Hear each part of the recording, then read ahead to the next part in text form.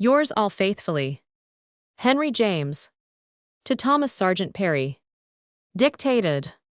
21 Carlisle Mansions. Chain Walk SW. Th. Oct. 1914. My dear Thomas, I have had a couple of letters from you of late for which I thank you, but the contents of which reach me you will understand. But through all the obstruction and oppression and obsession of all our conditions hareth strain and stress of which seem at times scarcely to be borne. Nevertheless, we do bear them to my sense magnificently, so that if during the very first weeks the sense of the huge public horror, which seemed to have been appointed to poison the final dregs of my consciousness, was nothing but sickening and overwhelming, so now I have lived on as we all have into much of another vision I at least feel, and take such an interest in the present splendid activity and position and office of this country, and in all the fine importance of it, that beats upon one from all round, that the whole effect is uplifting and thrilling, and consoling enough to carry one through whatever darkness, whatever dismals, as I think I said in a few words some weeks ago to Lilla dear old England, is not a whit less sound, less fundamentally sane, than she ever was, but in fact ever so much finer and inwardly wiser, and has been appointed by the gods to find herself again, without more delay in some of those aspects,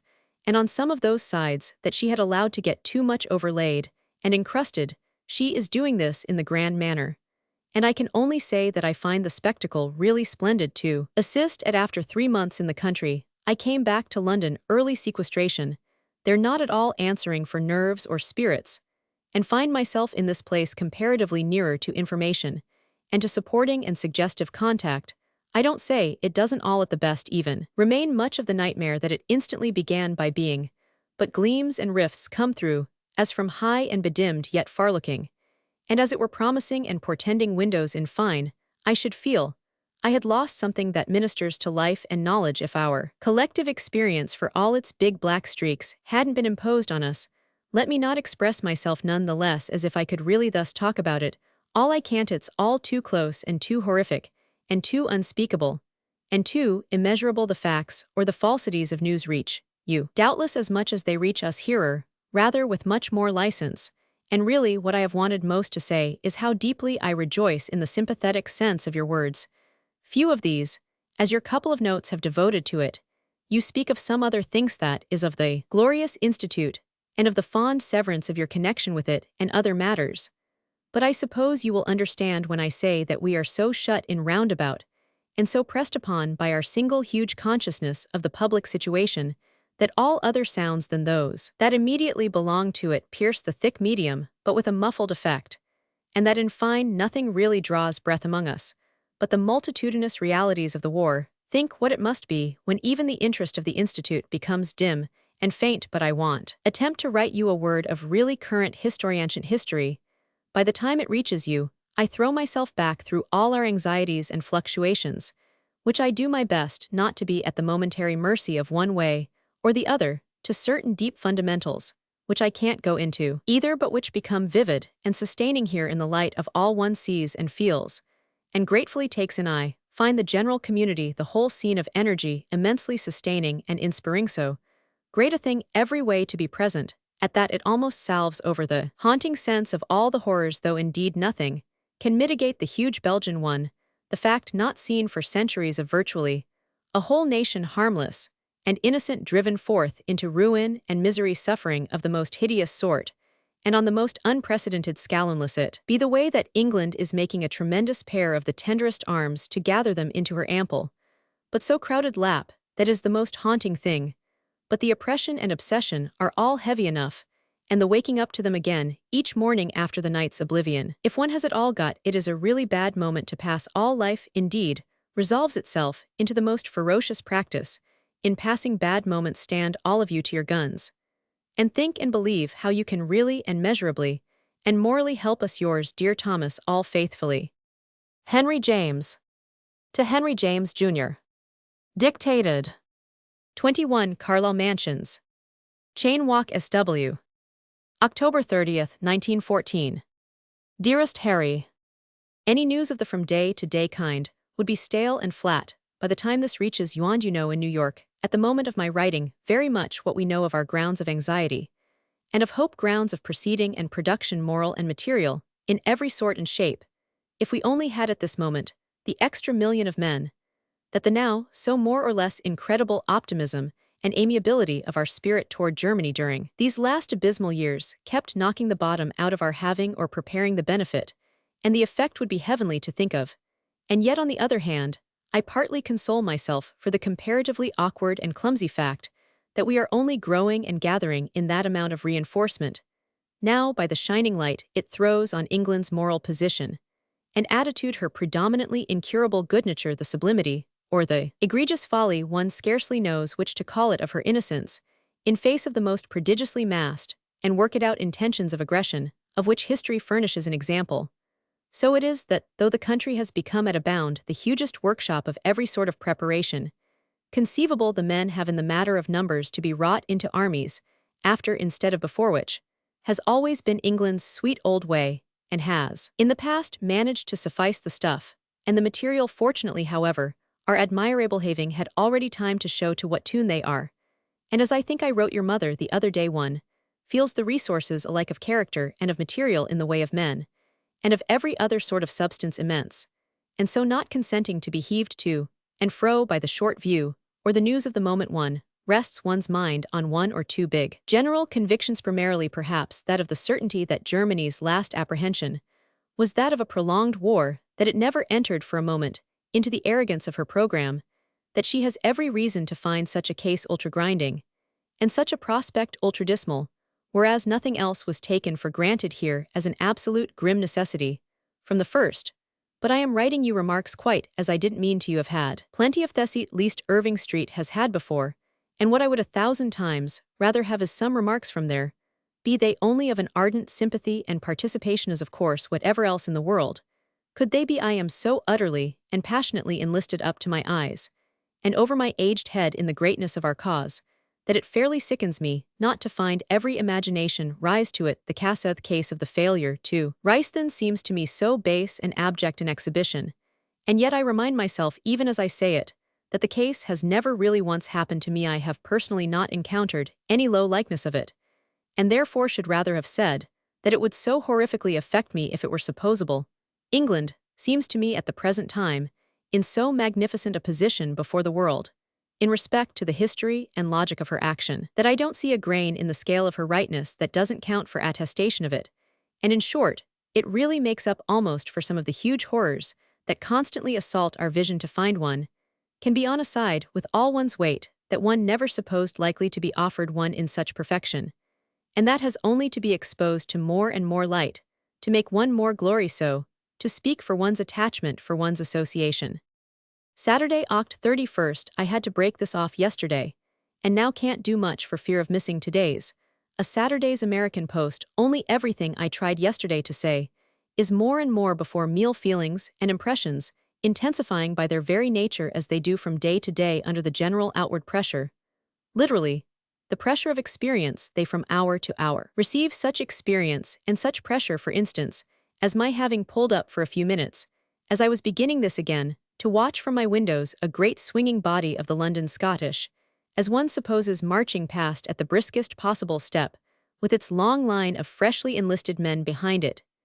These are now in London, of course, impressions of every hour or of every moment, but there is always a particular big thrill in the collective passage of the stridingly, and just a bit flappingly kilted and bonneted, when it isn't a question of mere parade or exercise, as we have been used to seeing it, but a suggestion, everything in the air, so aiding of a real piece of action, a charge, or an irresistible press forward on the field itself, of a like suggestion. In a general way, was it to me yesterday afternoon to have gone again, to see Mylredy Myper Belgian wounded at St. Bartholomew's, with whom it's quite a balm to one's feelings to have established something of a helpful relation, thanks to the power of freedom of speech, by which I mean use of idiom between yous, and thanks again to one's so penetrating impression of their stricken and bereft patience and mild fatalism. Not one of those with whom I talked the last time had yet come by the shadow of a clue or trace of any creature belonging to him, young wife or child or parent or brother, in all the thick obscurity of their scatterment. And once more I felt the tremendous force of such convulsions, as the no-going in wrenching and dislocating the presupposable, and rendering the actual monstrous of the hour, Whatever it is, all the suffering creature can feel even more interesting, and in a different way naturally, was a further hour at St. B.S., with a couple of wards full of British wounded just straight back by extraordinary good fortune from the terrific fighting round about Ypres which is still going on, but from which they had been got away in their condition at once via St. Nazaire and Southampton, 3 or 4 of whom all of the Grenadier Guards, who seemed genuinely glad of one's approach, not being for the time at all otherwise visited, struck me as quite ideal and natural soldier stuff of the easy, the bright and instinctive, and above all the in this country probably quite inexhaustible kind. Those I mention were intelligent specimens, of course. Yon picked them out rather for their intelligent faces, but the ease, as I say, the good humor, the gaiety and simplicity, without the ghost of swagger of their individual adaptability to their job, made an impression of them about as satisfactory, so to speak, as one could possibly desire it. But this is all no and y'all say, it's enough ever your affectionate old uncle. Henry James. To Hugh Walpole. Mr. Walpole was at this time in Russia. 21 Carlisle Mansions. Chain Walk SW. November 21st, 1914. Dearest Hugh, this is a great joy. Your letter of November 12th has just come to my extreme delight, and I answer it, you see, within a very few hours. It is by far the best letter you have ever written me, and I am touched and interested by it more than I can say. Let me tell you at once that I sent you that last thing in typecopy because of an anxious calculation that such a form would help to secure its safe arrival. Your own scrap was a signal of the probable non-arrival of anything that seemed in the least to defy legibility. Therefore I said to myself that what was flagrantly and blatantly legible would presumably reach you. I had better make use of this chance, however, to give you an inkling of our affairs, such as they are, rather than indulge in mere surmises and desires fond and faithful, though these be about your own eventualities. London is, of course, under all our stress, very interesting to me, deeply and infinitely moving, but on a basis, and in ways that make the life we have known here fade into gray mists of insignificance. People meet a little, but very little. Every social habit and convention has broken down, save with a few vulgarians and utter mistakers, I mean about the decency of things. And for myself, I confess I find there are very few persons I care to see, only those to whom, and to whose state of feeling I am really attached. Promiscuous chatter on the public situation, and the gossip thereanent of more or less wailing women in particular, give unspeakably on my nerves. Depths of sacred silence seem to me to prescribe themselves in presence of the sanctities of action of those who, in unthinkable conditions, almost, are magnificently doing the thing. Then right and left are all the figures of mourning, though such proud, erect once over the blow that has come to them. There the women are admirable mothers and wives and sisters, the mothers in particular, since it's so much the younger lives the fine seed of the future, that are offered, and taken. The rate at which they are taken is appalling. But then I think of France and Russia, and even of Germany herself, and the vision simply overwhelms and breaks the heart. The German dead.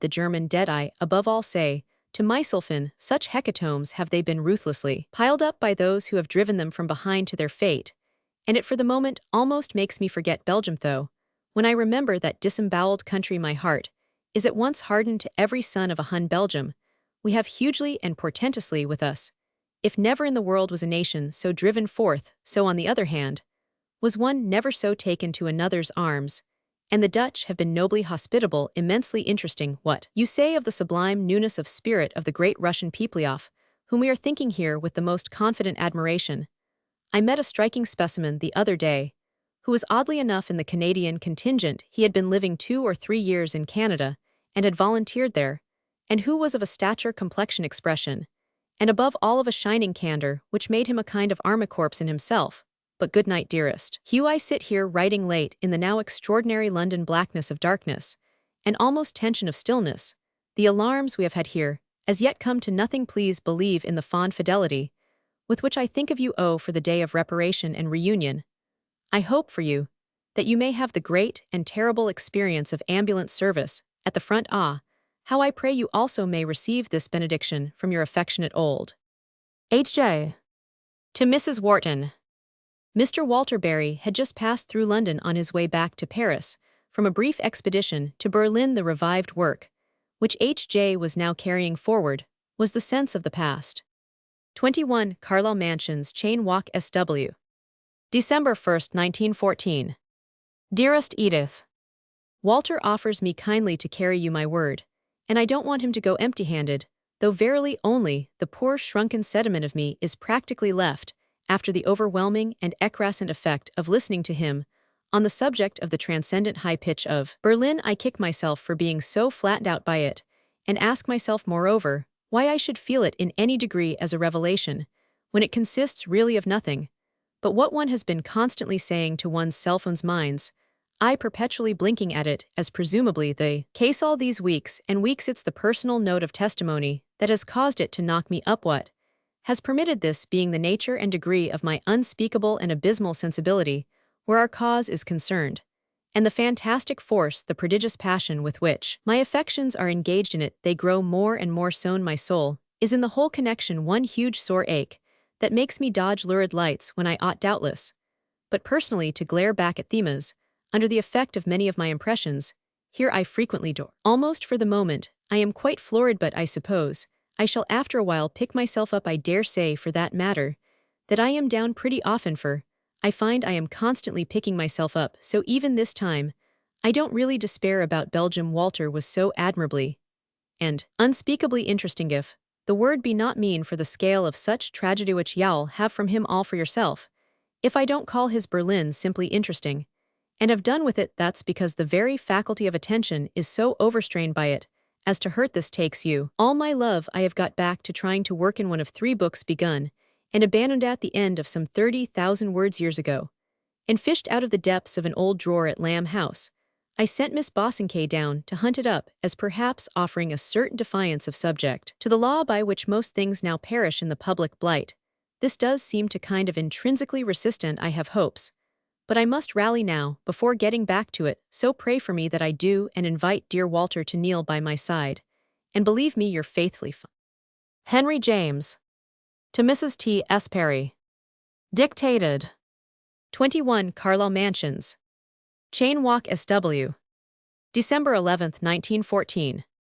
Dear and so sympathetic Lilla, I have been these many, by which I mean too many days, in receipt of your brave letter and impassioned sonnet, a combination that has done me, I assure you, no end of good. I so ache and yearn here more or less on the spot with the force of my interest in our public situation. I feel myself, in short, such a glowing and flaring firebrand that I can't have enough of the blessed article you supply. My standard of what constitutes enough being so high, your sonnet strikes me as very well made, which all sonnets from female pens are not, and since you invoke American association with us, you do the fine thing in invoking it up to the hilt. Of course, you can all do us most good by simply feeling and uttering, as the best of you doth, having come in my way several copious pronouncements by the American press, than which it has seemed to me there could have been nothing better in the way of perfect understanding and happy expression. I have said to myself, in presence of some of them, oh blessed and wondrous, the miracle, the force of events, the light of our cause, is absolutely inspiring the newspaper tone over there, with the last thing one ever expected it to have, style, and the weight of style, so that all the good things are literally on our side at once. It's delightful to me to hear of your local knitting and sewing circulate, quite goes to my heart, in fact, to catch your echo of the brave click of the needles at gentle Hancock. They click under my own mild roof from morning to night, so that I can't quite say why I don't find my soup flavored with khaki wool, or my napkin inadvertently replaced by a large gray sock. But the great thing is that it's really a pity you are not here for participation in the fine old English thrill and throb of all that goes forward simply from day to day, and that makes the common texture of our life. You would generously abound in the sense of it, I feel, and be grateful for it, as a kind of invaluable, a really cherishable race experience.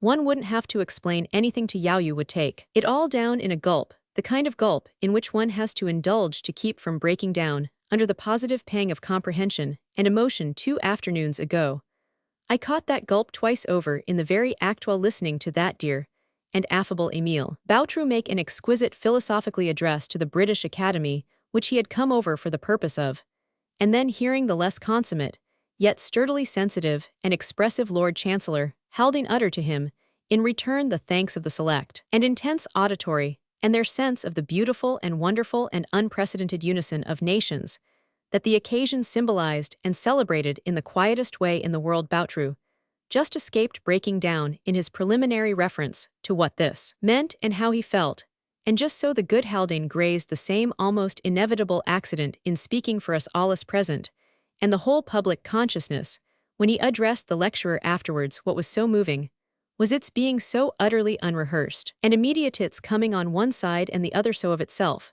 and being a sort of thing that hasn't since God knows, when if ever found itself taking place between nation and nation.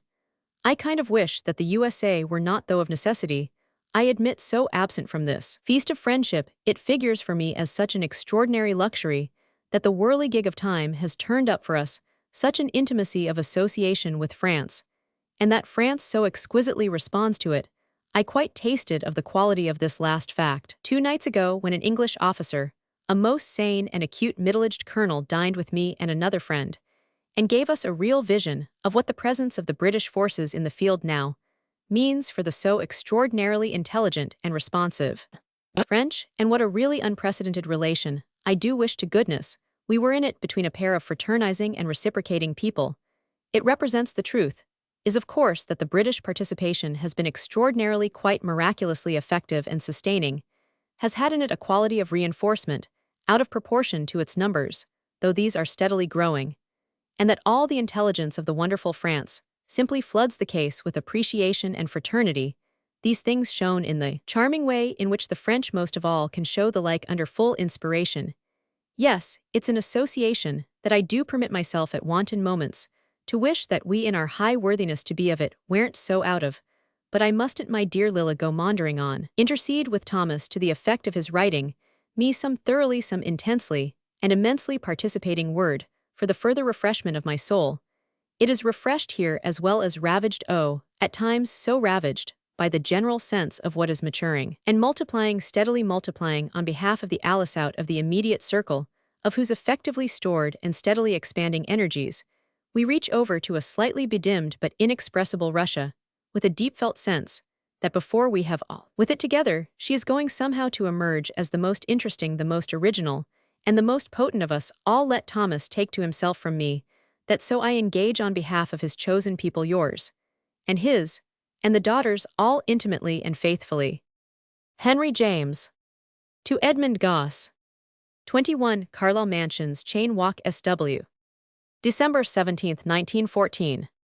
My dear Goss, this is a scratch of postscript to my note this evening, posted to you prompted by the consciousness of not having therein made a word of reply to your question. As to what I think of things, the recovered pressure of that question makes me somehow positively want to say that I think I don't think of them at, although I try to that I only feel and Towgers feel about them unspeakably, and about nothing else whatever, feeling so in Wordsworth's terms of exaltations, agonies, and loves, and our unconquerable mind. Yes, I kind of make out, with all that through our insistence and increasing purpose runs, and that one's vision of its final effect, though only with the aid of time, grows less and less dim, so that one seems to find at moments it's almost sharp, and meanwhile what a purely suicidal record for themselves. The business of yesterday's women, and children and babes in arms slaughtered at Scarborough and Whitby, with their turning, and fleeing as soon as ever they had killed enough for the moment. Oh, I do think enough to believe in retribution, for that so I've kind of answered you. Ever yours, Henry James. To Miss Grace Norton. This follows on the letter to Miss Norton of Oct 16, 1914, dealing with the work in France of her nephew, Richard Norton. Dictated. 21 Carlisle Mansions, Chain Walk, SW. January 1, 1915.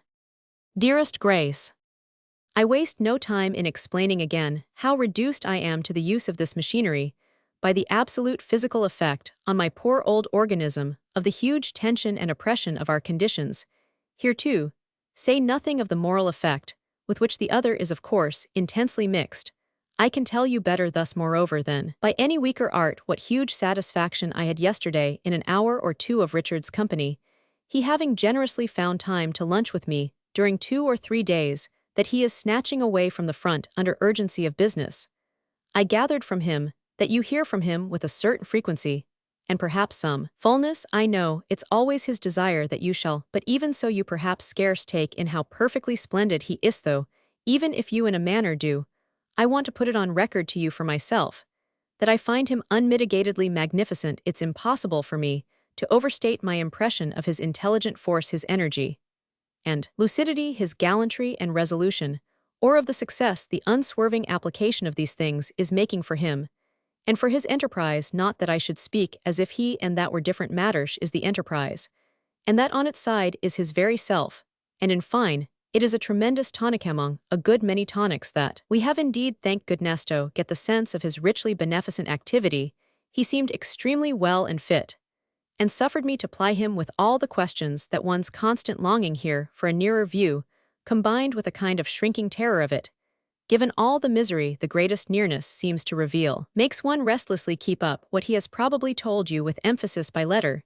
is the generalization most sadly forced upon him, the comparative supportability of the fact of the wounded and the sick beside the desolating view of the ravaged refugees. He can help the former much more than the latter, and the ability to do his special job with success is more or less sustaining and rewarding, but the sight of the wretched people with their villages and homes and resources utterly annihilated, and they simply staring at the blackness of their ruin, with the very clothes on their backs scarce left to them, is clearly something that would quite break the heart if one could afford to let it. If he isn't able to give you the detail of much of that tragedy, so much the better for Yausev, indeed, for you're thereby losing some examples of how he succeeds in occasional mitigations, quond meme, thanks to the positive, the quite blessed ferocity of his passion, not to fail of any service he can with the least conceivability render. He was most interesting. He was altogether admirable as to his attitude in the matter of going outside of the strict job of carrying the military sick and wounded, and them, only as the ancient Geneva Conventions confine a Red Cross ambulance to doing. There has been some perfunctory protest, not long since, on the part of some blank agent of that Red Cross body, in relation to his picking up stricken and helpless civilians, and seeing them as far as possible on their way to some desperate refuge or relief, whereupon he had given this critic full in the face the whole philosophy of his proceedings and intentions, letting the personage know that, when the Germans ruthlessly broke every Geneva Convention by attempting to shell him and his cars, and his wounded, whenever they could spy a chance, he was absolutely for doing in mercy and assistance what they do in their dire brutality, and might be depended upon to convey not only every suffering civilian, but any armed and trudging soldiers, whom a blessed chance might offer him. His remonstrant visitor remained blank and speechless,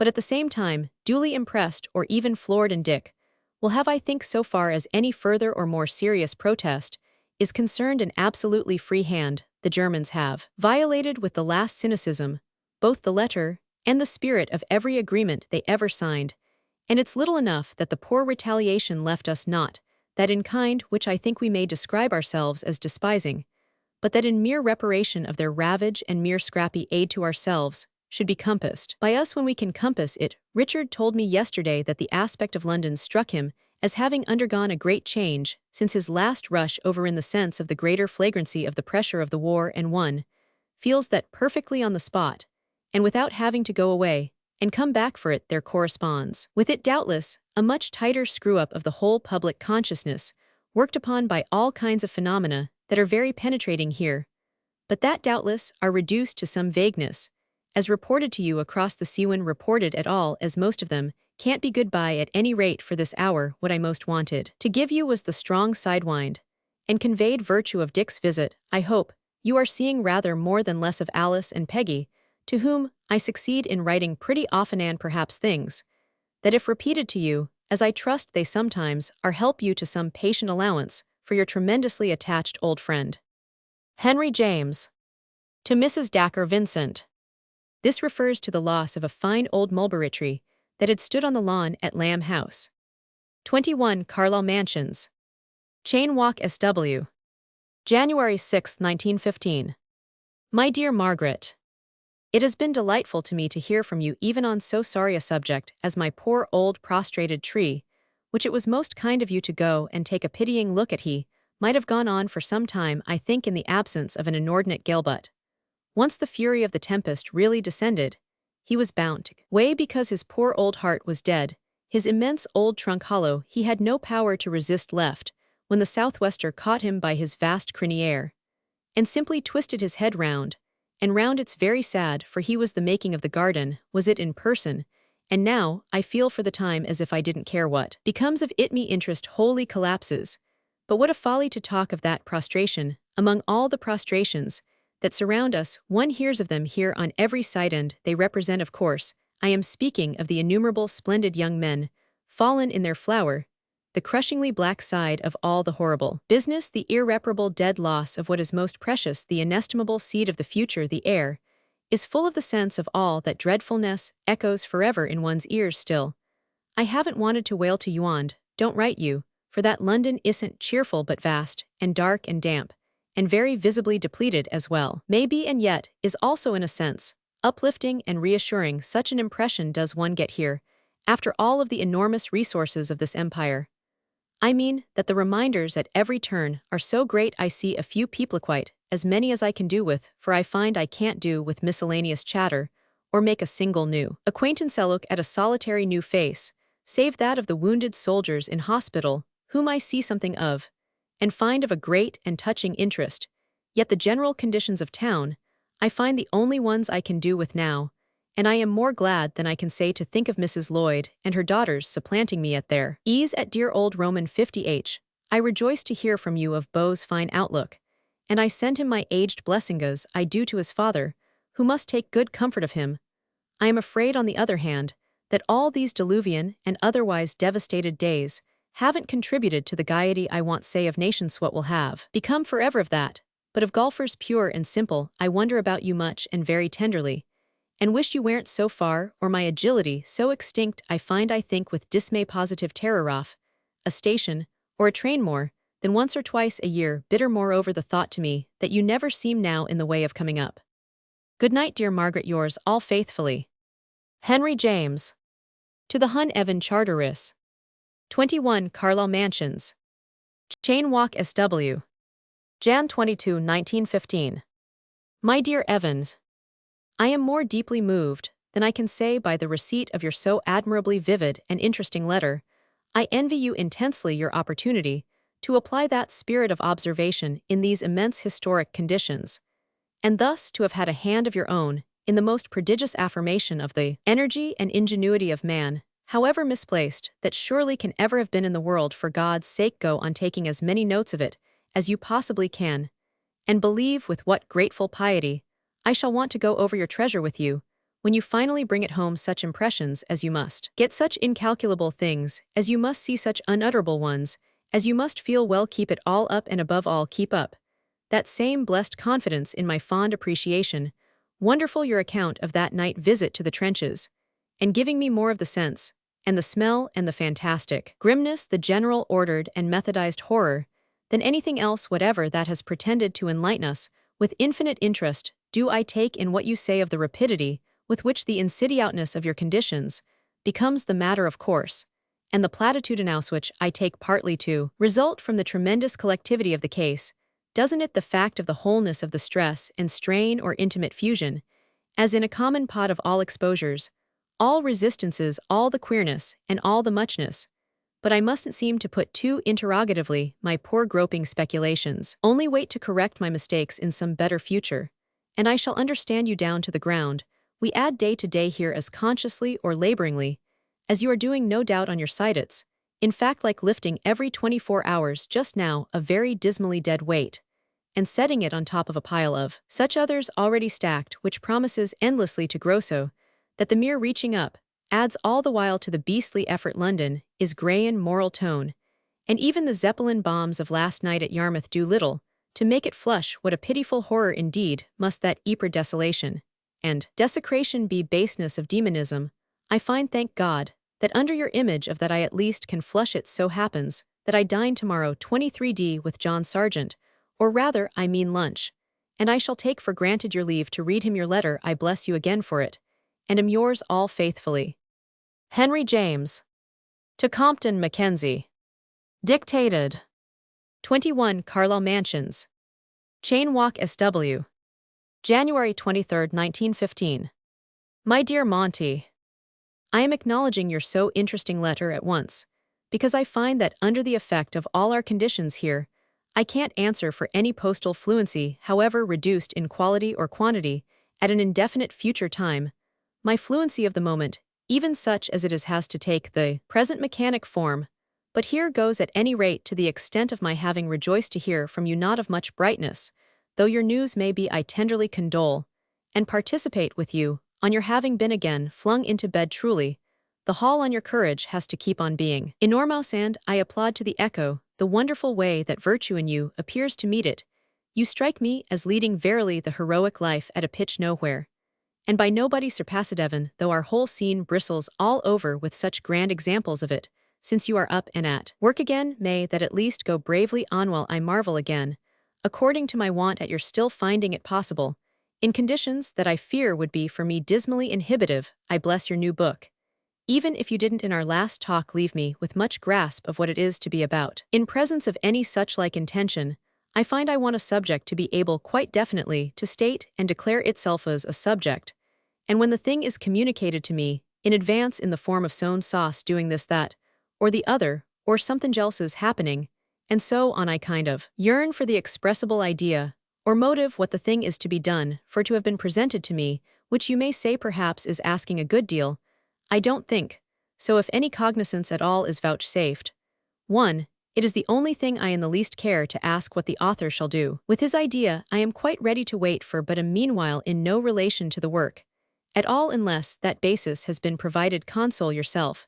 However, dear great George Meredith once began to express to me what a novel he had just started, one of our conquerors, was to be about by no other art than by simply naming to me the half-dozen occurrences, such as they were, that occupied the pages he had already written, so that I remained, I felt, quite without an answer to my respectful inquiry, which he had all the time the very attitude of kindly encouraging and rewarding. But why do I make these restrictive and invidious observations? I bless your book, and the author's fine hand and brain, whatever it may consist of, and I bend with interest over your remarks about poor speculating and squirming Italy's desperate dilemma. The infusion of that further horror of local devastation and anguish is too sickening for words. I have been able only to avert my face from it, as if I were nearer. I fear I should but wrap my head in my mantle and give up altogether. The truth is, however, that the Italian case affects me as on the whole rather ugly, failing to see, as one does, their casus belli, and having to see, as one also does, that they must hunt up one to give them any sort of countenance at all. I should. January 25th. I had alas to break off 2 days ago, having been at that very moment flung into bed, as I am occasionally liable to be somewhat like yourself, though happily not in the prolonged way. I am up this morning agantho still, in rather semisickly fashion, but trying to collect my wits afresh as to what I was going to say about Italy. However, I had perhaps better not say Ida's.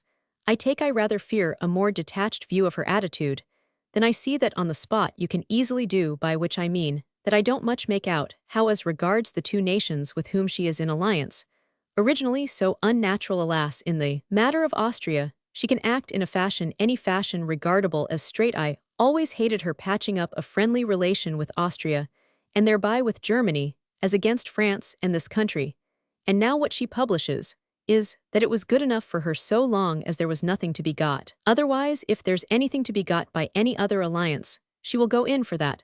But she thus gives herself away, as to all her recent past, a bit painfully, doesn't one feel, and will do so especially if what she has in mind is to cut in on Turkey, and so get ahead for benefit or booty, or whatever of her very own allies. However, I mustn't speak as if we and ours shouldn't be glad of her help. Whatever that help is susceptible of amounting to, the situation is one for not looking a giftthirst in the mouth, which only proves, alas, how many hideous and horrible aspects such situations have. Personally, I don't see how she can make up her mind, not in spite of all temptations, to remain as still as a mouse. Isn't it rather luridly borne in upon her that the Germans have only to make up their minds ruthlessly to violate Switzerland, in order, as they say, to be at Milan by the Simplon, the St. Gotthard, or whatever, in just 10 hours? Let me not talk of such abominations. I don't know why I pretend to it, or attempt it. I too am trying. I don't know whether I told you to bury my nose in the doing of something daily, and am finding that however little I manage on any given occasion, even that little sustains and inflames and rewards me. I lose myself thus in the mystery of what art can do for one, even with every blessed thing against it, and why it should, and how it does, and what it means. That is the funny thing, however, as I just said, one must look a gifters, etc., so don't yourself so scrutinize this poor animal, but believe me yours all faithfully. Henry James. To Miss Elizabeth Norton. The pamphlet was his appeal on behalf of the American Volunteer Motor Ambulance, included in Within the Rim. 21 Carlisle Mansions. Chain Walk SW. Jan 25, 1915. Dearest Lily, it has been of the greatest interest, it has been delightful to me, to receive tonight your so generous and informing letter. The poor little pamphlet for which you thank me is a helpless and empty thing, for which I should blush were not the condition of its production so legibly stamped upon it. You can't say things unless you have been out there to learn them, and if you have been out there to learn them, you can say them less than ever. With all but utterly nothing to go upon, I had to make my remarks practically of nothing, and that the effect of them can only be nil on a subscribing public, which wants constant and particular news of the undertakings.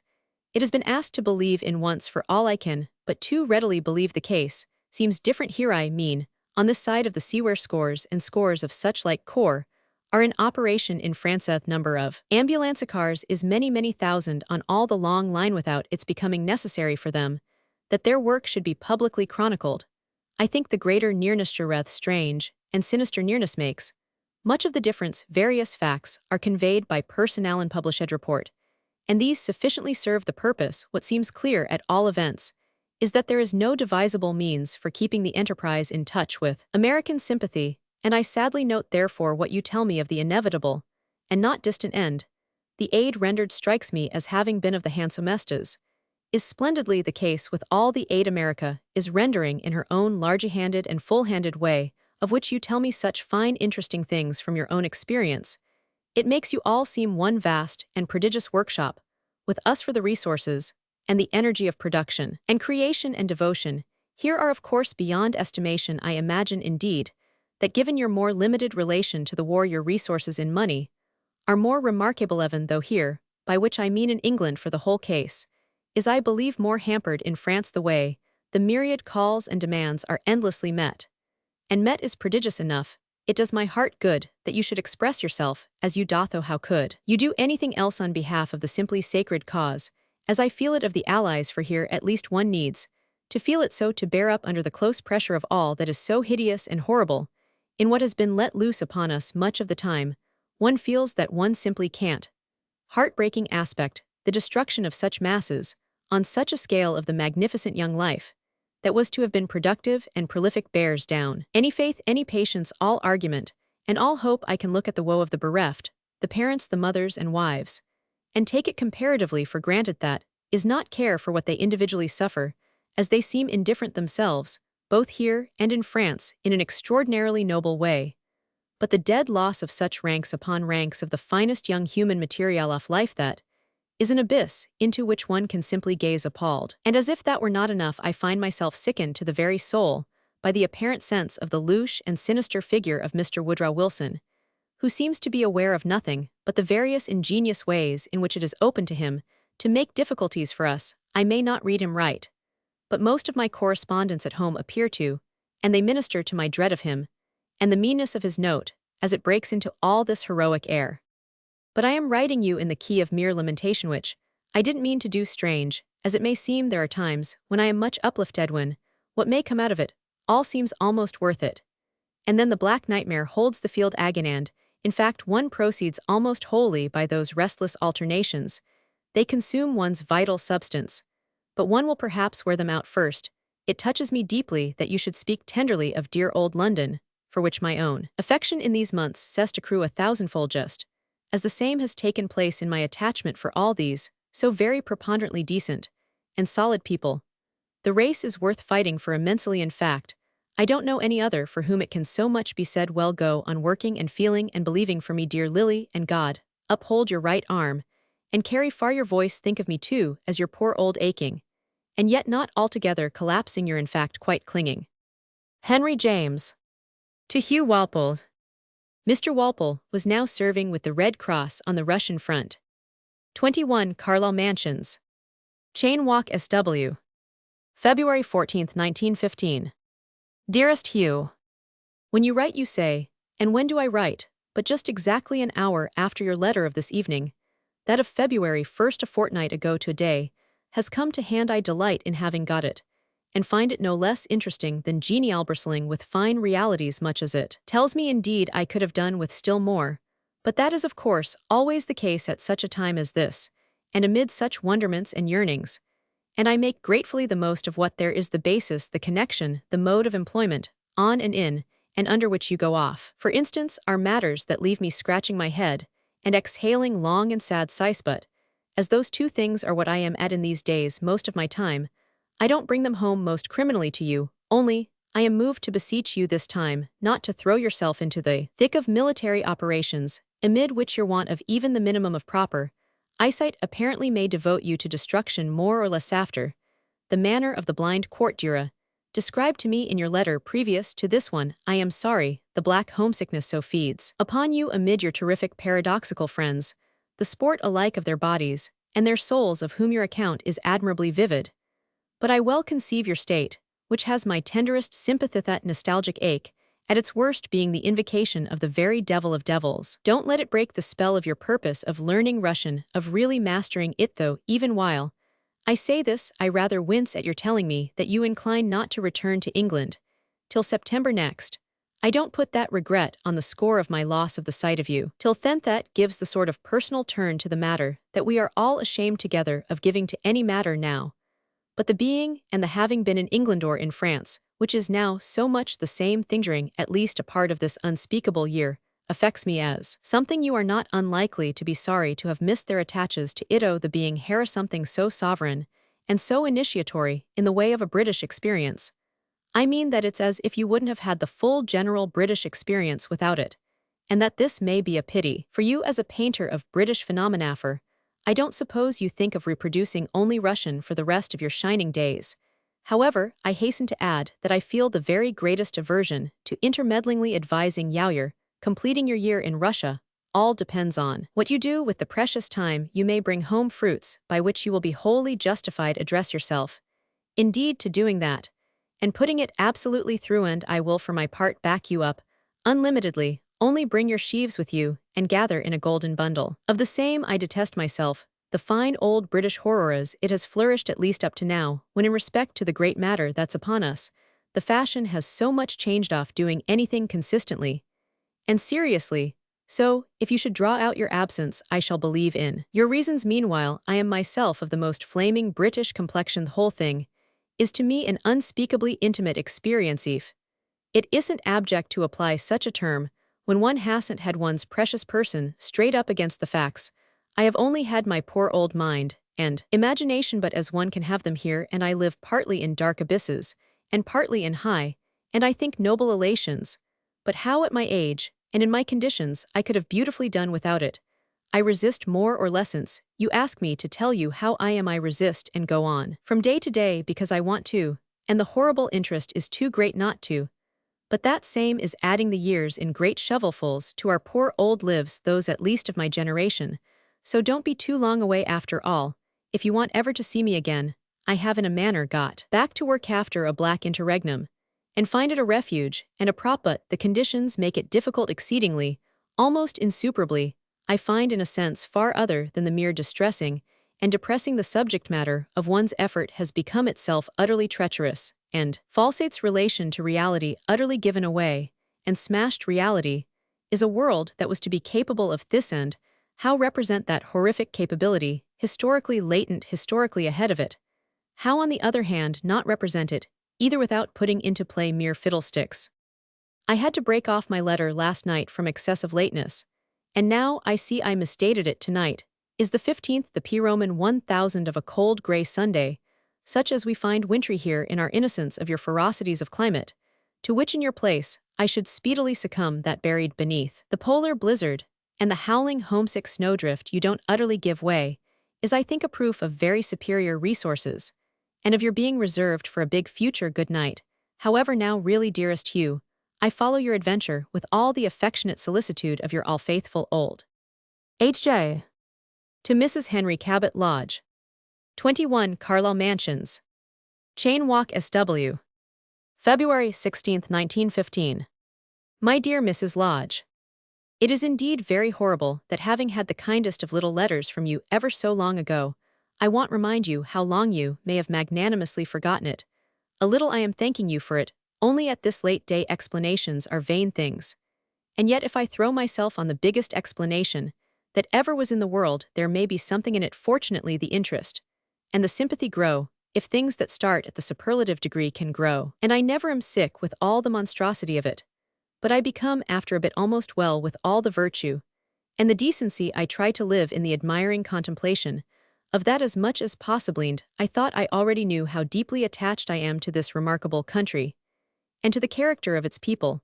I find I haven't known until now the real degree of my attachment, which I try to show that is to apply the intensity of in small and futile ways. Today, for instance, I have been taking to my dentist, a convalesced soldier, a mere sapper of the RUHM. I fished out of a hospital yesterday. I went to the stores to send food chocolate to my cook's nephew at the front driver bisset of the artillery. And at the moment I write I am putting up for the night, a young ex-bossman from Rye, who has come up to pass the doctor tomorrow for the Naval Brigade. These things, as I write them, make me almost feel that I do push before you inevitability of my silence, but they don't mean, please, that I am not living very intensively at the same time with you all at Washington, where I fondly suppose you all to entertain sentiments the Senator and yourself, Constance, and that admirable Gussie, into which I may enter with the last freedom. I won't go into the particulars of my sympathy, or, at least, into the particulars of what it imputes to you, but I have a general sweet confidence, a kind of wealth of divination. London is of course not gay, thank the Lord, but I wouldn't for the world not be here. Are impressions under which I feel it, a kind of uplifting privilege. The situation doesn't make me gregarious, but on the contrary, very fastidious about the people I care to see. I know exactly those I don't, but never have I taken more kindly to those I don't with them. Intercourse has a fine intimacy that is beyond anything of the past, but we are very maturing, that is part of the harmonized young, and the youngish are all away getting killed so far as they are males, and so far as they are females, wives and fiancées and sisters, they are occupied with being simply beyond praise. The mothers are pure Roman, and it's all tremendously becoming to everyone. There are really no fiancés, by the way. The young men get home for 3 days, and are married, then off into the absolute hell of it again. But good night now. It was truly exquisite of you to write to me. Do feel, and tell Cabot that I take the liberty of asking him to feel how thoroughly I count on all your house. It's a luxury for me to know how I can on Constance, yours, dear Mrs. Lodge, ever and ever so faithfully.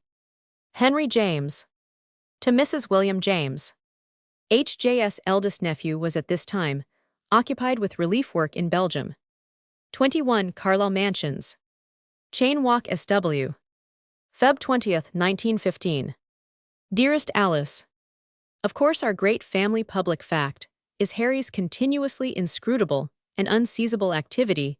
Here I say, without knowing in the least where he now is, and the torment of his spending all this time on this side of the sea, and of one's utter loss of him in consequence, is really quite dreadful. England is splendid, undisturbed and undismayed by the savage fury and the roaring madbull policy of Germany's mining torpedo practice against all the nations of the earth, or rather of the sea. Of course, there will be a certain number of disasters, and it will probably be on neutrals that most of these will fall.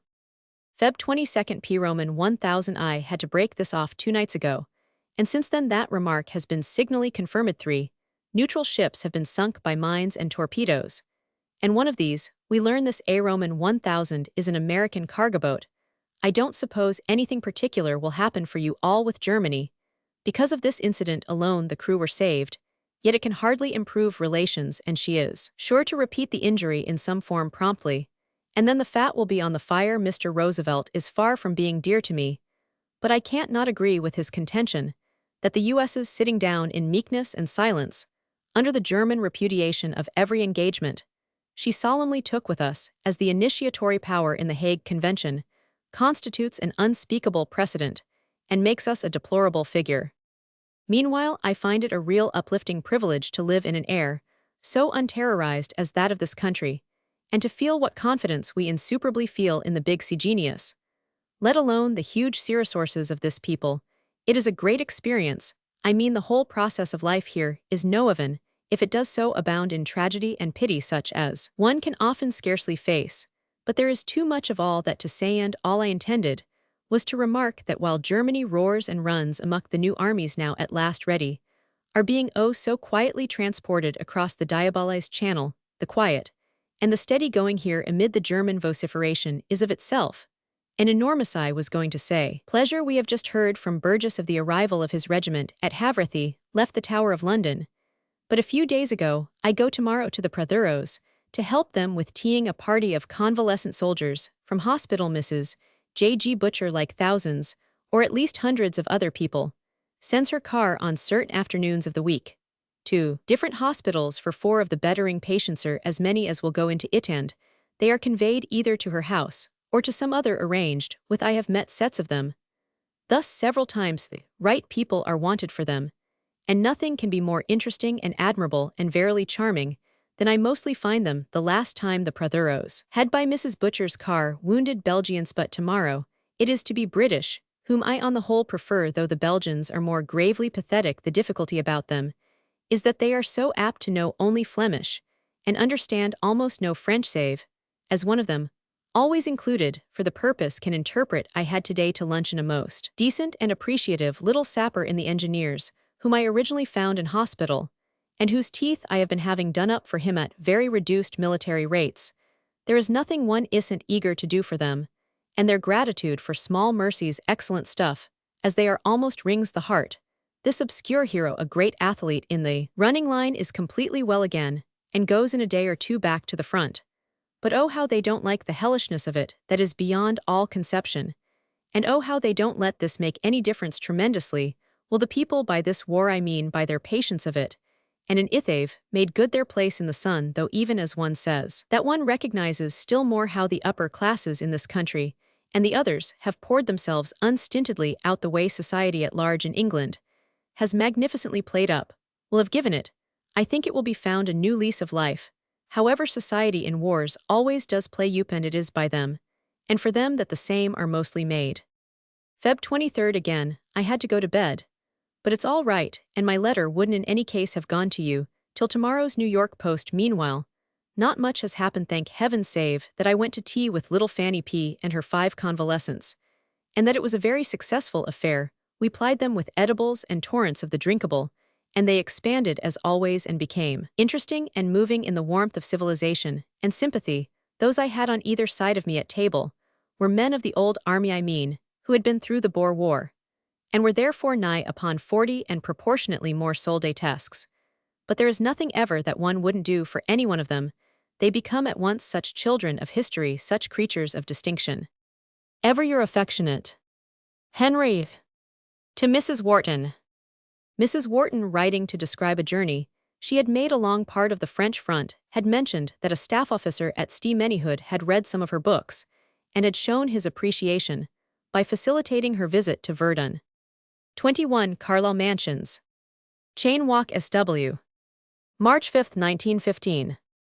Dearest Edith, how can I welcome and applaud enough your splendid, thrilling letter, in which, though it gives me your whole spectacle and impression as unspeakably portentous, I find you somehow of the very same heroic tale of whatever it was that gave the rest at the monstrous maximum. I unutterably envy you these sights, and suffered assaults of the maxima condemned, as I am by doddering age and mean infirmity, to the poor mesquin's minima, when really to find myself in closer touch would so fearfully interest and inspire and overwhelm me as one wants to be overwhelmed. However, since my ignoble portion is what it is, the next best thing is to heap you on the altar of sacrifice and gloat over your overwhelmedness, and demand of you to serve me still more and more of it. On this I even insist, now that I have tasted of your state, and your substance, for your impression is rendered in a degree so vivid and touching that it all, especially those vespers in the church, with the tragic beds in the aisles, wrings tears from my aged eyes. What a hungry luxury to be able to come back with things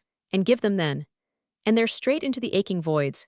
Do it, my blessed Edith, for all you're worth. Rather sauves la France, agis la sauverise bien moi.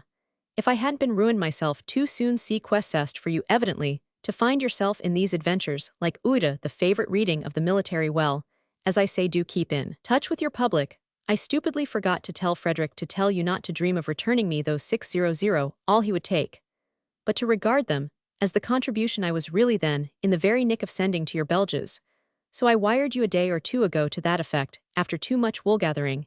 And to anticipate absolutely any restitution, it made it so easy a sending well. Then a Bayentot Oliver shamelessly not asks, but howls for more yours all devotedlier than ever. Henry James. To the Hun Evan Charteris. 21 Carlisle Mansions. Chain Walk SW. March 13, 1915. My dear Evans, your letter is of such interest and beauty that I must thank you for it at once. Little idea can you have of how the sense of your whereabouts, your visions, impressions, and contacts thrills me, and makes me wonder, enriches, and excites my poor little private life. In short, you affect me as gulping down great mugfuls of experience, while I am sipping that compound out of a liqueur glass, not a quarter full. The only thing I can say to myself is that I can live to thank God by my friends' experience when I hang about them in imagination, as you must take it from me that I do about you. You help me greatly to do so, with your account of the soupless return of hospitality to your kind French harborers, that you had been bringing off, and this, in particular, by your mention of the admirable aspects they, and all who around you, are like them present to your intelligent English eyes. I rejoice in all expressions and testimonies about the French wonderful and genial race. All generous appreciation of the way they are carrying themselves now seems to me of the highest international value and importance, and frankly, I wish more of that found its way into our newspapers here so prodigiously. Even if erratically copious about our own doings, we ought to commend and commemorate, and celebrate themer allies' doings more publicly and explicitly. But the want of imagination hereabouts, save as to that, ofto the report of grand things that haven't happened, is often almost a painful impression. I find myself really wondering whether people can do without it, succeed without it, as much as that one meets constant examples of a sort of unpenetrated state, which disconcert and rather alarm. However, these remarks are but the fruit of the fact that something stirs in me ever so deeply and gratefully, almost to the point of a pang at all rendering of justice and homage to the children of France. Go on being charming and responsive to them. It will do us good as well as do them. I am sure there your particular guest's enjoyment of your agitated dinner was exquisite. Very interesting, not less your picture of the blessed irreflection and absence of morbid analysis, in which you are living in face of all the possibilities, and wondrous enough, surely, must be all the changes and lapses of importance and value of sensibility itself, the difference of your relation to things, and the drop out of some relations altogether. But I catch in your remarks the silver thread of optimism, not bulging out, but subtly gleaming, and it gives me no end of satisfaction. A few gleams have lately been coming to me otherwise, and the action of Neuve Chapelle, if I may rashly name it, which we have reports of in the papers, is I suppose the one you speak of, as cheering the great thing we do in London. However, is to strain our ears for the thunder of the Dardanelles, which we even feel that we get pretty straight and pretty strong, and in which we see consequences, the most tremendous, verily beyond all present utterance. Nothing in all the war has made me hang on it in such suspense, though we venture even almost to presume I see few peopling try to see only those I positively want, to whom, par example, I value the exchange of earnest remarks with more than ever. But I am ill-conditioned for telling you things, and, indeed, I should think meanly of London, if there was very much to tell. A few nights ago, I dined with Mervyn O'Gorman, my rather near neighbor here, and met a youngish and exceedingly interesting, in fact charming Colonel Branker, just back from the front, both of which high aeronautic experts. You probably know I mention them, because I extracted from them so intense a thrill drawing them out, for they let me on the subject of the so more and more revealed affinity of the British temperament with that of the conquering airman, and thereby of the extent to which the military or the energetic future of this country may be in the air. They put it so splendidly that I went home unspeakably rejoicing. It may mean so much, and as if myself ponderously soaring. But what am I ridiculously remarking to you? The great point I wish to make is the lively welcome I shall give you in April. Thank you for that knowledge, and that I am all faithfully yours. Henry James. To Mrs. Wharton. Dictated. 21 Carlisle Mansions. Chain Walk SW. March 23, 1915. Cheer Madame et Confrère.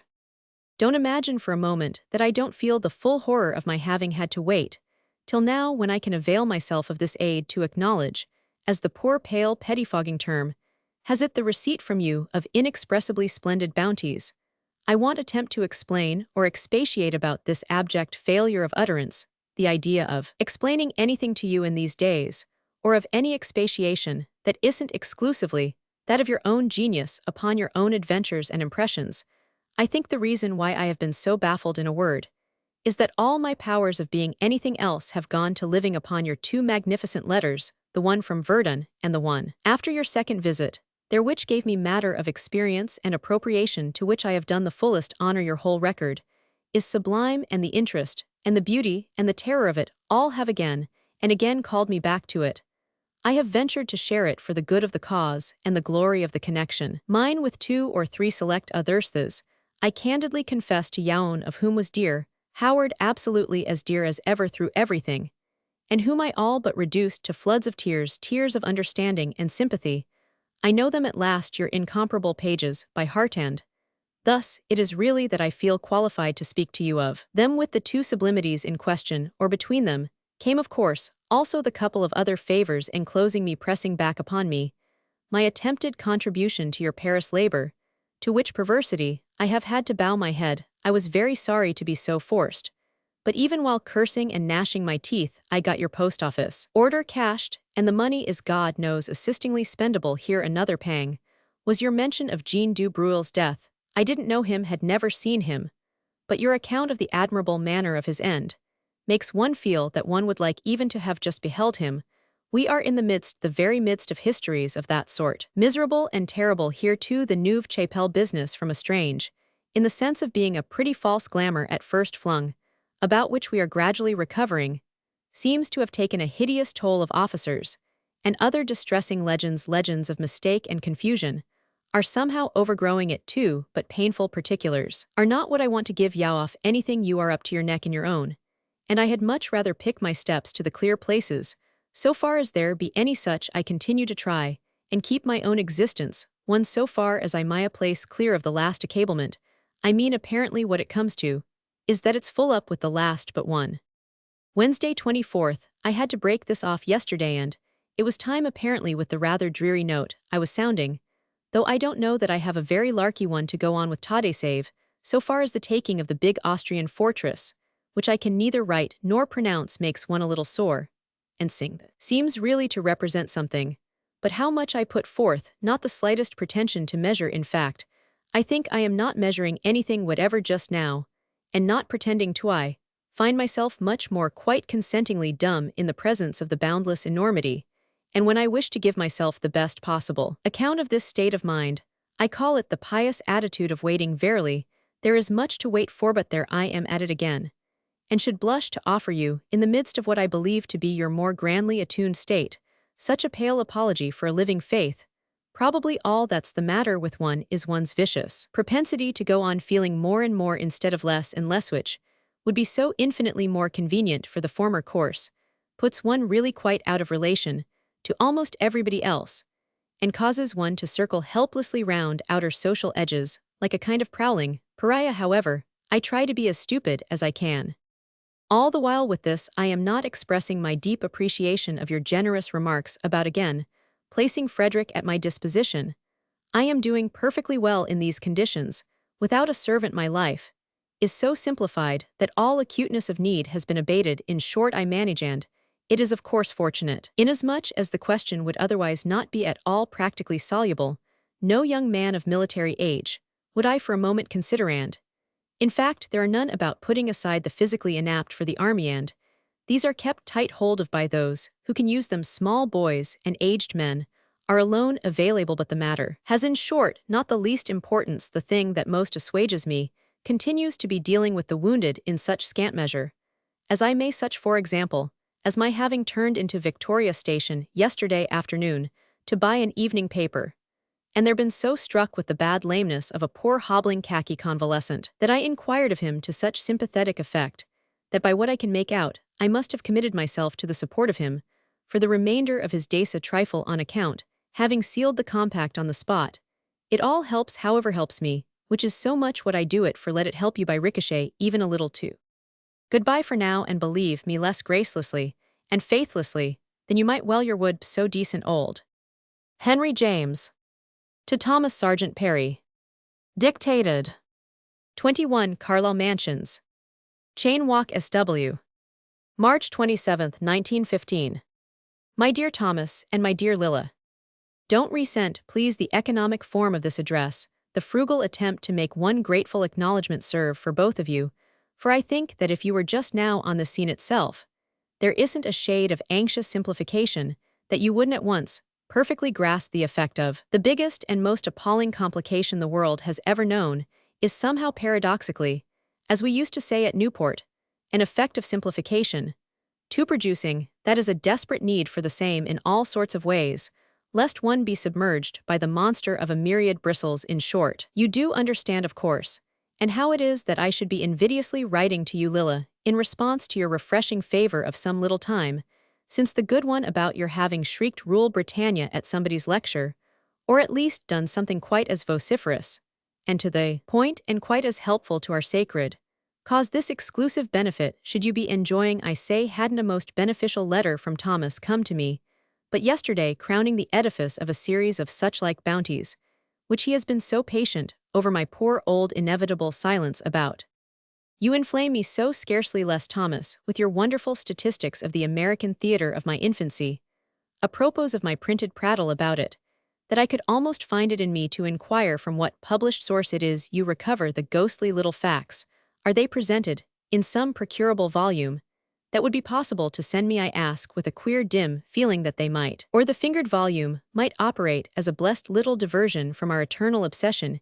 Here I have reached the point now, after 8 months of that oppression, of cultivating small arts, of escape small plunges, into oblivion and dissimulation. In fact, I am able to read again, for ever so long this power was almost blighted, and to want to become as dissociated as possible from the present.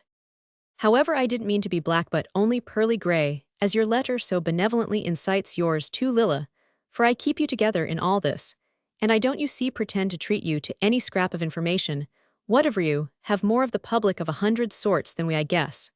And the private mostly turns out in these parts to go, but on one leg after the first fond glimpse of it. I lunched yesterday with the Prime Minister, on the chance of catching some gleam between the chinks, which was idiotic of me, because it's mostly in those circles that the chinks are well pootied over. The nearest I came to any such was through my being told by a member of the P. Roman 1000's family, whom I wouldn't enable you to identify for the world, that she had heard him, just before luncheon, say to 3 or 4 members of the government, and even cabinet gathered at the house, that something Gorother was the most awkward situation he had ever found himself up against, with the comment that she, my informant, was in liveliest suspense to know what it was he had alluded to in those portentous terms, which I give, however, but as a specimen of the bouch chink, not of the gaping, the admirable, as I think him, quite affectionately think him, master of the situation, having presently joined us in the most unmistakable serenity of strength and cheer, and the riddle remaining at any rate, without the least pretense of, or, for that matter, need of a key. It will be 100 years old by the time my small anecdote reaches you, and not have le moindre rapport to anything that in the least concerns us then.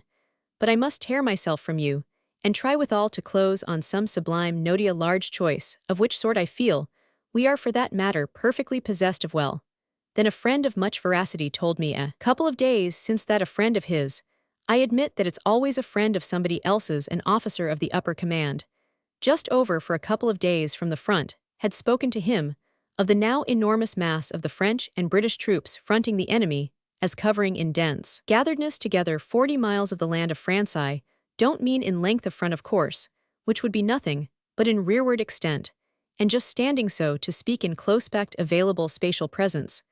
But there I am at an item, and I abjure items they defy all dealing with, and am your affectionate old Henry James. To Edward Marsh. A copy of this letter was sent by Mr. Marsh to Rupert Brooke. Then, with the Dardanelles Expeditionary Force, it reached him 2 days before his death. The letter refers, of course, to his 1914 sonnets. The line criticized in the first sonnet is, "And the worst friend and enemy is but death." 21 Carlisle Mansions. Chain Walk SW. March 28, 1915.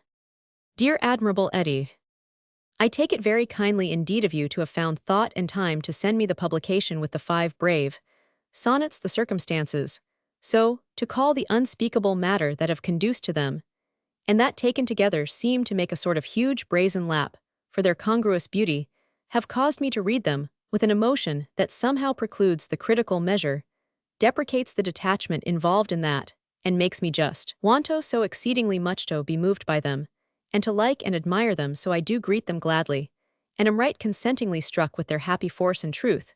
They seem to me to have come in a fine high beauty and sincerity, though not in every line with an equal degree of those which, indeed, is a rare case anywhere, and this evening alone by my lamp, I have been reading them over and over to myself aloud, as if fondly to test and truly to try them, almost in fact as if to reach the far-off author in whatever unimaginable conditions, by some miraculous, some telepathic intimation, that I am in quavering communion with him.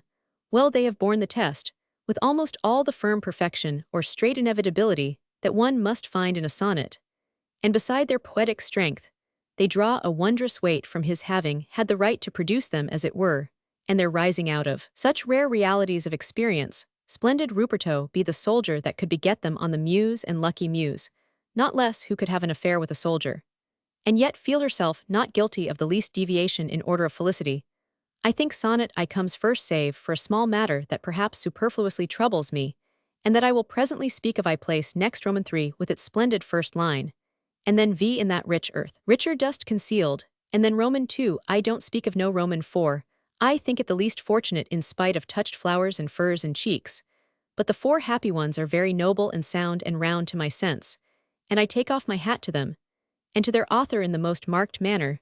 There are many things one likes simply, and then there are things one likes to like, or at least that I do, and these are of that order my reserve on no I bears on. The last line to the extent I mean of not feeling happy about that, but before the last word it may be fatuous, but I am wondering if this line might have acquitted itself better as, and the worst friend and foe is only death. There is an only in the preceding line, but the repetition either would be to me not only not objectionable, but would have positive merit. My only other wince is over the given and heaven rhyme at the end of V. It has been so inordinately vulgarized that I don't think it good enough company for the rest of the sonnet, which without it, I think I would have put second in order, instead of the Roman 3. The kind of idea it embodies is one that always so fetches this poor old Anglomaniac. But that is Allen. This, my dear Eddie, is all. Don't dream of acknowledging these remarks in all your strain, and stress that you should think I could bear that would fill me with horror. The only sign I want is that if you should be able to write to Rupert, which I don't doubt you on occasion manage, you would tell him of my pleasure, and my pride. If he should be at all touched by this, it would infinitely touch me. In fact, should you care to send him on this sprawl, that would save you other trouble, and I would risk his impatience. I think of him quite inordinately, and not less so of you, my dear Eddie, and am yours all faithfully and gratefully, Henry James. P.S. I have been again reading out V to myself. I read them very well, and find I don't so much mind that blighted balance. To Edward Marsh. 21 Carlisle Mansions, Chain Walk, SW. March 30th, 1915. My dear Eddies, after my acknowledgement of the beautiful things had gone to you came in your note, and now your quite blessed letter, so I call it, because it testified to my having so happily given you that particular pleasure, which is the finest I think one can feel, the joy, in short, that you allude to, and that I myself rejoice in your taking splendid Rupert indeed, and splendid you in the generosity of your emotion. I had stupidly overlooked that preliminary lyric with its so charming climax of an image, but I think if you want feel me over contentious for it that your reasoning apropos of heaven-given Roman 100 rather halts, as to the matter of rhyme and sense, or in other words sense, and poetic expression. Note well that poetically speaking it's not the sense that's the expression, the rhyme, or whatever, but those things that are the sense, and that they so far betray it when they find for the only words any, but the ideally right, or the so to speak quietly proud. However, I didn't mean to plunge into these depths. There are too many other depths now. I only meant to tell you how I participate, and to be yours in this all faithfully. Henry James. To Mrs. Wharton. Lieutenant Jean du Bruel de Saint-Germain, distinguished cavalry officer, sociologist, traveler, was killed in action near Arras February 22, 1915. 21 Carlisle Mansions, Chain Walk, SW. April 3, 1915. Dearest Edith, bounties unacknowledged and unmeasured continue to flow in from you for this A Roman 1000 after your beautiful letter, enclosing your copy of Roman 1000 seguers, so extraordinarily fine, and touching one arrive your 2 livraisons of the review, containing the Dixmude of which you wrote. Me, it is quite heartbreakingly noble of you to find initiative for the rendering and the remembering of such services, and such assurances for I myself gaze at almost any display of initiative as I should stare at a passing charge of cavalry down the Brompton road where we haven't come to that yet, though we may for one reason, and another indeed soon, have to. One is surrounded in fact here with more affirmations of energy than you might gather from some of the accounts of matters that appear in the Times, and yet the paralysis of my own power to do anything but increasingly and inordinately feel in a way to make communication with almost all others impossible, they living and thinking in such different terms, and yet that paralysis disgem more and more swallows up everything but the sore and sterile unresting imagination. I can't proceed upon it after your sublime fashion, and, in fact, its aching life is a practical destruction of every other sort, which is why I call it sterile, but the extent all the same to which one will have inwardly and darkly and drearily and dreadfully lived with those victims of nervous horror in the ambulance church, the little chanting country church of the deadly serried beds of your Verdun letter, and those others the lacerated and untended in the fetid stable heat of the other place, and the second letterall of whom live with me and haunt, and inhibit me, and so does your friend do. Bruhl and his friend, your admirable correspondent, in what a nobleness and blessed adequacy of expression their feeling finds relief in this, in spite of my having neither known nor seen either of them segur, creating in one to positive sickness the personal pang about your friend, and his letter making me feel the horror it does himself, even as if my affection had something at stake in that. But I don't know why I treat you thus to the detail of one's perpetually renewed waste. You will have plenty of detail of your own little waste, as I see you allowing yourself. I haven't yet had the hour of reading your Dixmudes, which I am momentarily reserving under some other pressure. But they shall not miss my fond care. So little has any face of the nightmare been reflected for me in any form of beauty, as yet your Verdun letter, excepted this, keeps making mere blue books and yellow books and rapports the only reading that isn't or that hasn't been below the level through their not pretending to express, but only giving one the material. As it happens, when your reviews came I was reading George's Own It, and in one of the 3 fascicules of his Bourgeois de Paris that have alone as yet turned up here, and reading him ma foi with deep submission to his spell, funny enough to be readable at this time of day to that genius, who has come down from the cross, where poor vanquished Jules Lemaitre long ago nailed him up as if to work fresh miracles, dancing for it on Julius' very grave. But he is in fact extraordinarily vivid and candid, and amusing with the force of an angry little hunchback, and a perfect and quite gratifying vulgarity of passion, also probably with a perfect enormity of venting, which one takes pleasure. Easter has operated to clear London in something like the fine old way would really seem to stick so much to our fine old ways. I don't truly know what to make of some of them, and yet don't let yourself suppose from some of such appearances that the stiffness and toughness of the country isn't on the whole deeper than anything else. Such at least is my own indefeasible conviction or impression. It's the queerest of peoples, with its merits and defects, so extraordinarily parts of each other, its wantonness of refusal sin, some of these present way such, a part of its attachment to freedom of the individualism, which makes its force that of a collection of individuals, and its voluntarism of such a strong quality. But it won't be the defects, it will be the merits, I believe, that will have the last word. Strange that the country should need a still bigger convulsion for itself. It does, however, and it will get it and will act under it. France has had hers in the form of invasion, and I don't know of what form ours will yet have to be. But it will commend then we shall damp and dense, but not vicious enough, and immensely capable, if we can once get dry. Voila, that I am however yet with it. So yours. H.J. To Edward Marsh. Rupert Brooke died on a French hospital ship in the Aegean Sea, April 28, 1915, while serving with the Royal Naval Division.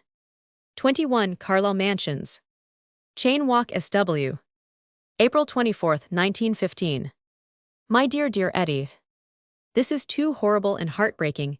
If there was a stupid and hideous disfigurement of life and outrage to beauty left for our awful conditions to perpetrate, those things have been now supremely achieved, and no other brutal blow in the private sphere can better them for making one just stare through one's tears. One had thought of one's self as advised and stiffened as to what was possible, but one sees, or at least I feel how sneakingly one had clung to the idea of the happy, the favoring hazard, the dream of what still might be for the days to come. But why do I speak of my pang, as if it had a right to breathe in presence of your switch? Makes me think of you, with the last tenderness of understanding I value, extraordinarily, having seen him here in the happiest way, in Downing, St. Roman 102 or 3 times before he left England, and I measure by that the treasure of your own memories, and the dead weight of your own loss. What a price and a refinement of beauty and poetry it gives to those splendid sonnets which will enrich our whole collective consciousness. We must speak further and better, but meanwhile all my impulse is to tell you to entertain the pang, and taste the bitterness for all they are worth. Know to the fullest extent what has happened to you, and not miss one of the hard ways in which it will come home. You won't have again any relation of that beauty, won't know again that mixture of the elements that made him, and he was the breathing beneficent man, and now turn to this. But there's something to keep to his legend, and his image will hold believe by how much I am, my dear Eddie, more than ever yours. Henry James. To G. W. Prothero. 21 Carlisle Mansions. Chain Walk, SW. April 24, 1915. Dear George, I can't not thank you for your interesting remittances, the one about the salubrity of the soldier perhaps, in particular that paper is indeed an admirable statement of what one is mainly struck with only at all consoling thing, in all the actual horror, namely, the splendid personal condition of the cockaclad. As they overflow the town, it represents a kind of physical redemption, and that is something as much so long as the individual case of it lasts. As for the president, he is really looking up, I feel, as if it kind of made everything else do so. It does at any rate, your all faithful old Henry James. To Wilfred Sheridan. 21 Carlisle Mansions. Chain Walk, SW. May 31st, 1915. My dear Wilfred, I have been hearing from Claire and Margaret, and writing to them with the effect on my feelings so great that even if I hadn't got their leave to address you thus directly, and their impression that you would probably have patience with me, I should still be perpetrating this act from the simple force, let me say, of fond affection, and have done with it. I really take as much interest in your movements and doings in all your conditions, as if I were Margaret herself. Such great analogies prevail between the heavy uncle and the infant daughter, when following their object up is concerned. I haven't kept my thoughts off you at all. Note, indeed, that I have tried since those days, early in the winter, in that little London house, where you were so admirably interesting and vivid about your first initiations and impressions, and I pressed you so hard over the whole ground, and didn't know whether most to feel your acute intelligence at play, or your kindness to your poor old gaping visitor. I've neglected no opportunity of news of you since then, though I've picked the article up in every and any way save by writing to Yowich. My respect for your worried attention and general overstrain forbade me to regard as a decent act at the same time, when I heard of your having at Crowborough, or wherever, a sharp illness of some duration. I turned really sick myself for sympathy. I couldn't see the faintest propriety in that, and now my sentiments hover about you with the closest fidelity. And when I think of the stiff experience and all the strange initiations, so to express my sense of them, that must have crowded upon you, I am lost in awe at the vision for Ure, the kind of defender of his country, to whom I take off my hat, most abjectly and utterly thinking, feeling, refining hero, who knows and compares and winces and overcomes, and on whose lips I promise myself, one of these days, to hang again with a gape, even beyond that of last winter. I wish to goodness I could do something more and better for you than merely address you these vain words, however they won't hurt you, at least, for they carry with them an intensity of good. Will I want pretend to give you any news, for it's you who make all our stand. We are now really in the way. I think of doing everything conceivable to back you up in that, and thereby become worthy of you. America, my huge queer country, is being flouted by Germany in a manner that looks more and more like a malignant design, and if this should very soon truly appear, and that weight of consequent prodigious resentment should be able to do nothing else than throw itself into the scale, then we should be backing you up to some purpose. The weight would in one way and another be overwhelming, but these are vast issues, and I have only wanted to give you for the moment my devotest personal blessing. Think of me as in the closest sustaining communion with Claire, and don't for a moment dream that I propose, I mean presumito, lay upon you the smallest burden of notice of the present beyond just letting it remind you of the fond faith of yours, my dear Wilfred, all affectionately. Henry James. To Edward Marsh. The volume sent by Mr. Marsh was Rupert Brooke's 1914 and other poems. 21 Carlisle Mansions. Chain Walk SW. June 6, 1915. Dearest Eddie, I thank you ever so kindly for this advance copy of Rupert's volume, which you were right and blessed in feeling that I should intensely prize.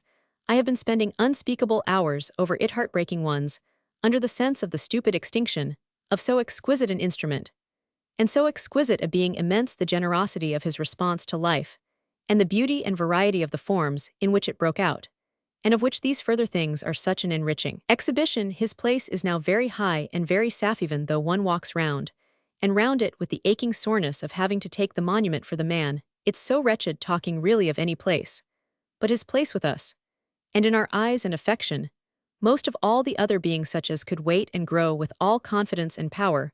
While waiting, he has something, at any rate one feels in this volume, that puts him singularly apart, even in his eminence the fact, that member of the true high company, as he is, and poet of the strong wings, for he seems to me extraordinarily strong. He has charm in a way of a kind that belong to none of the others, who have their beauty and abundance, their distinction and force and grace, whatever it may be, but haven't that particular thing as he has it, and as he was going to keep on having it, since it was of his very nature, Rebbe, which I mean that of his genius. The point is that I think he would still have had it, even if he had grown bigger and bigger and stronger, for this is what he would have done, and thereby been almost alone in this idiosyncrasy, even of Keats.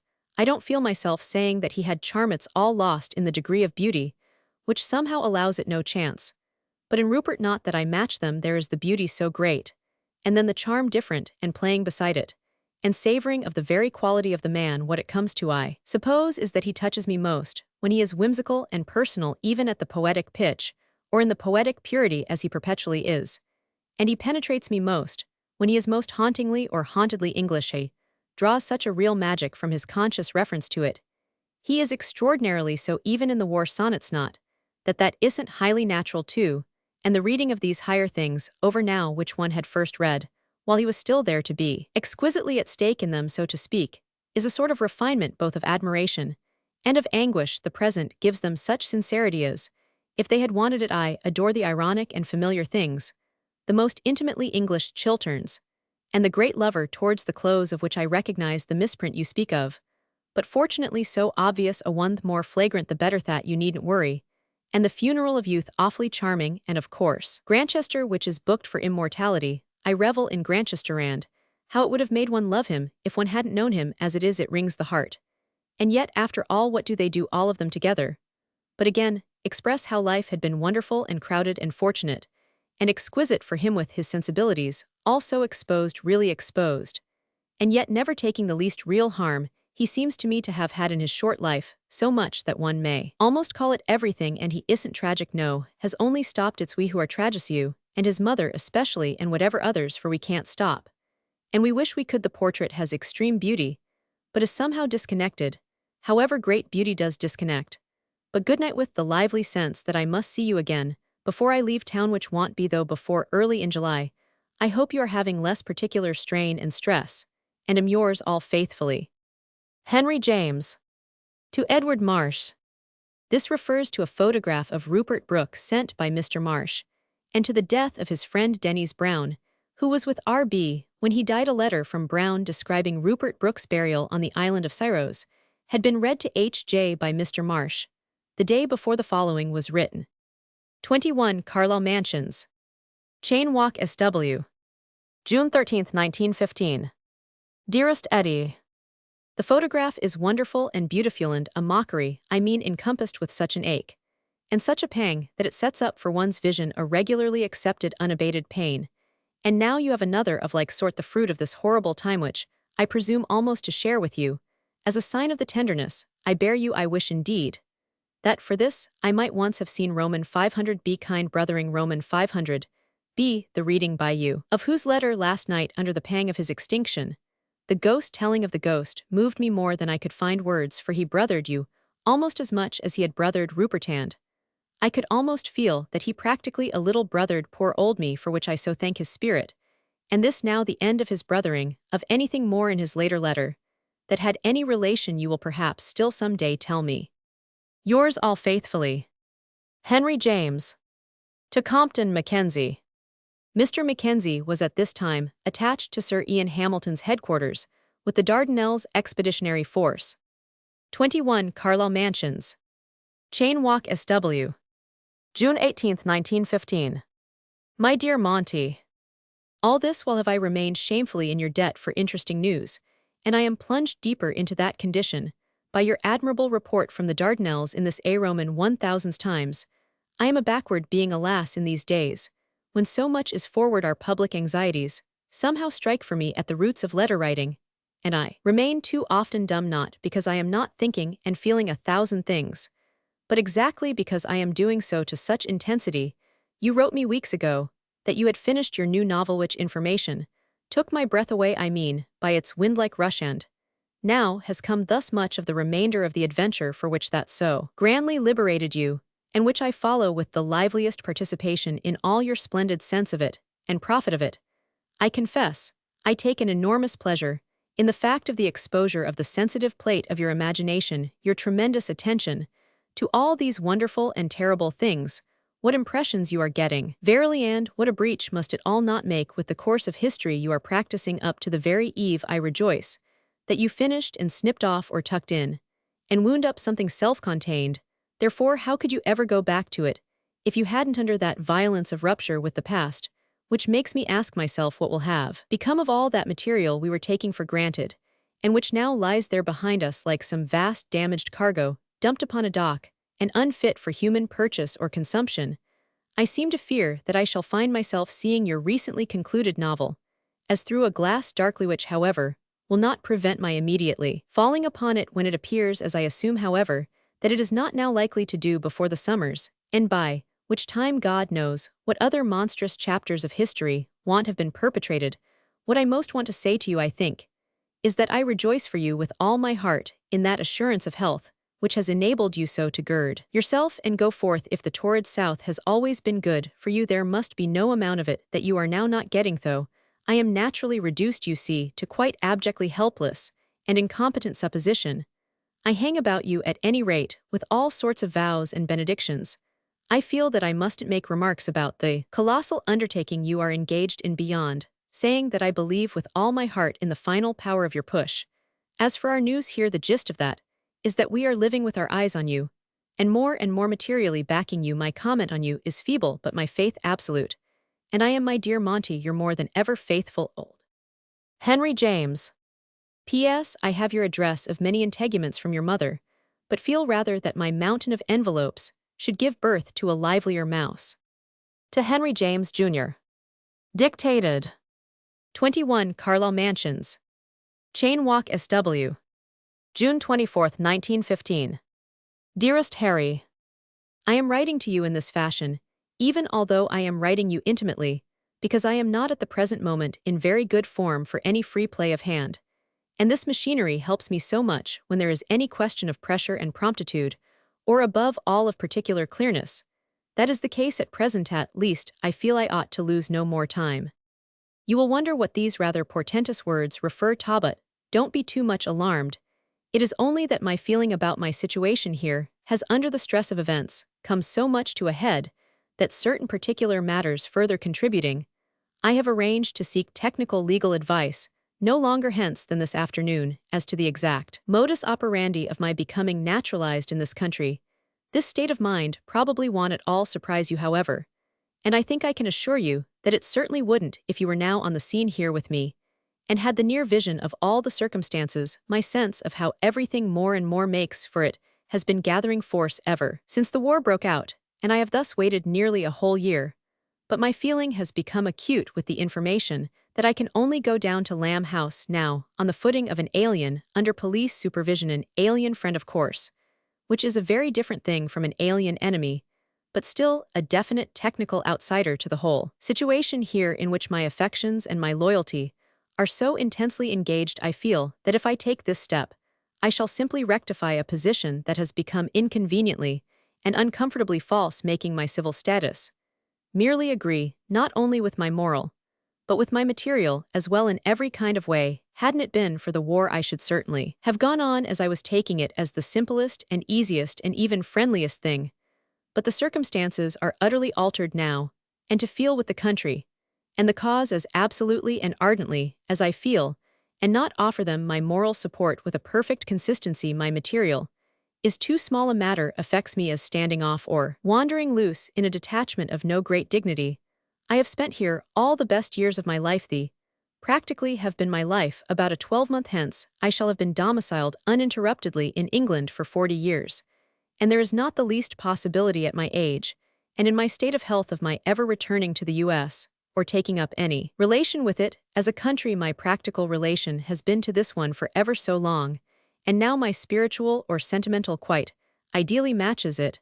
I am telling you all this because I can't not want exceedingly to take you into my confidence about it, but again, I feel pretty certain that you will understand me too well for any great number of words more to be needed. The real truth is that in a matter of this kind, under such extraordinarily special circumstances, one's own intimate feeling must speak and determine the case well, without haste, and without rest. Mine has done so, and with the prospect of what I have called the rectification, a sense of great relief, a great lapse of awkwardness supervenes. I think that even if by chance your so judicious mind should be disposed to suggest any reserves, I say, that I should then still ask you not to launch them at me, unless they should seem to you so important as to balance against my own argument, and frankly speaking, my own absolute need and passion here, which the whole experience of the past year has made quite unspeakably final. I can't imagine at all what these objections should be, however me whole long relation to the country, having been what it is, regard my proceeding as a simple act, an offering of allegiance and devotion, recognition and gratitude for long years of innumerable relations that have meant so much to me, and it remains perfectly simple. Let me repeat that I feel sure I shouldn't in the least have come to it without this convulsion, but one is in the convulsion, I wouldn't be out of it either, and one must act accordingly. I feel all the while, too, that the tide of American identity of consciousness with our own about the whole matter rises and rises, and will rise still more before it rests against, that every day the difference of situation diminishes, and the immense fund of common sentiment increases. However, I haven't really meant so much to expatiate. What I am doing this afternoon is, I think, simply to get exact information, though I am already sufficiently aware of the question to know that, after my long existence here, the process of naturalization is very simple and short. My last word about the matter, at any rate, has to be that my decision is absolutely tied up with my innermost personal feeling. I think that will only make you glad, however, and I add nothing more now, but that I am your affectionate old uncle, Henry James. To Edmund Goss. HJS. 4 sponsors at his naturalization were Mr. Asquith, Mr. Goss, Mr. J.B. Pinker, and Mr. G.W. Prather. 21 Carlisle Mansions, Chain Walk, SW. June 25, 1915. My dear Goss, remarkably enough, I should be writing you this evening, even if I hadn't received your interesting information about concerning whom nothing perversely base and publicly pernicious at all surprises me. He is the cleverest idiot and the most pernicious talent imaginable, and I await to see if he won't somehow swing. But il ne s'agit pas de cas, il s'agit of the fact that there is a matter I should have liked to speak to you of the other day when you lunched here, yet hung fire about through its not having then absolutely come to a head. It is within these days done so, and in brief, it is this: the force of the public situation now at last determines me to testify to my attachment to this country, my fond domicile for nearly 40 years, 40 next year, by applying for naturalization here. The throwing of my imponderable moral weight into the scale of her fortune is the jest that will best express my devotion. Absolutely nothing else will. Therefore my mind is made up, and you are the first person save my solicitor whom I have had to consult, to whom the fact has been imparted. Kindly respect for the moment the privacy of it. I learned with horror just lately that if I go down into Sussex for 2 or 3 months of rye, I have at once to register myself there as an alien and place myself under the observation of the police. But that is only the occasion of my decision. It's not in the least the cause. The disposition itself has haunted me, as Wordsworth's sounding cataract haunted him like a passion ever since the beginning of the war. But the point, please, is this: that the process for me is really of the simplest, and may be very rapid if I can obtain 4 honorable householders to testify to their knowledge of me as a respectable person speaking and writing English decently, etc. Will you give me the great pleasure of being one of them, signing a paper to that effect? I should take it ever so kindly. And I should further take kindly your giving me, if possible, your sense on this delicate point. Should you say that our admirable friend the Prime Minister would perhaps be approachable by me as another of the signatory Fordo, whom you see great historic honor, not to say immortality, as my sponsors will accrue, I don't like to approach him without your so qualified sense of the matter first, and he has always been so beautifully kind and charming to me. I will do nothing till I hear from Yaubut his signature, which my solicitor's representative, if not himself, would simply wait upon him, for would enormously accelerate the putting through of the application, and the disburdening me of the Sussex restricted area alienship which it distresses me to carry on my back a day longer than I need. I have in mind my other 2 sponsors. But if I could have from you, in addition to your own personal response, on which my hopes are so founded, your ingenious prefiguration, fed by your intimacy with him, as to how the P. Roman 1000 would take my appeal, you would increase the obligations of yours all faithfully. Henry James. To J. B. Pinker. The 2 articles here referred to the long wards, and within the rim, were both eventually devoted to charitable purposes. 21 Carlisle Mansions. Chain Walk, SW. June 29, 1915. My dear Pinker, I am glad to hear from you of the conditions in which the New York Tribune representative thinks there will be no difficulty over the fee for the article. I have, in point of fact, during the last 3 or 4 days, considerably written one concerning which a question comes up which I hope you won't think too tiresome. Making up my mind that something as concrete and human as possible would be my best card to play. I have done something about the British soldier, his aspect, temper, and tone, and the considerations he suggests, as I have seen him since the beginning of the war in hospital, where I have in fact largely and constantly seen him. The theme lends itself by my sense much, and I dare say I should have it rather to myself, though of course there is no telling. But what I have been feeling in the connection, having now done upwards of 3,000 wordses, that I should be very grateful for leave to make them 4,000, without of course extension of fee. I have never been good for the mere snippet, and there is so much to say, and to feel. Would you mind asking her, in reporting to her of what my subject is, whether this extra 1,000 would incommode them, if she really objects to it? I think I shall be then disposed to ask you to make some other application of my little paper, on the 4,000 basis, in which case I should propose to the Tribune another idea, keeping it down absolutely to the 3,000. I am afraid I can't do less than that. My motive would probably in that case be a quite different and less concrete thing, namely the expression of my sense of the way the Briton in general feels about his insulation, and his being in it, and of it even through all this unprecedented stress. It would amount to a statement or picture of his sense of the way his sea genius has always encircled and protected him, striking deep into his blood and his bones, so that any reconsideration of his position in a new light inevitably comes hard to him, and yet makes the process the effective development of which it is interesting to watch. I should call this thing something like the new vision, or better still simply insulation, though I don't say exactly that. At all events, I should be able to make something interesting of it, and it would of course inevitably take the sympathetic turn, but I would rather keep to the thing I have been trying if I may have the small extra space. Believe me, yours ever, Henry James. To Frederick Harrison. 21 Carlisle Mansions. Chain Walk, SW. July 3, 1915. My dear Frederick Harrison, I think your so interesting letter of the other day, most kind and generous, it has greatly touched me. Mrs. Harrison had written me a short time before, even more movingly, and with equal liberality, and I feel my belated remembrance of you magnificently recognized. This has been a most healing fact for me in a lacerated world. How splendid your courage and activity and power so continued of production and attention. I am sorry to say I find any such power in myself much impaired and diminished, reduced to the shadow of what it once was. All relations are dislocated, and harmonies falsified, and one asks one's self of what use in such a general condition is any direction of the mind save straight to the thing that most and only matters. However, it all comes back to that, and one does what one can because it's a part of virtue also. I find one, is the better for every successful effort to bring one's attention home. I have just read your English review of Lord Eversley's book on Poland, which you have made me desire at once to get, and read even though your vivid summary makes me also falter before the hideous old tragedy over which the actual horrors are being re-embroidered.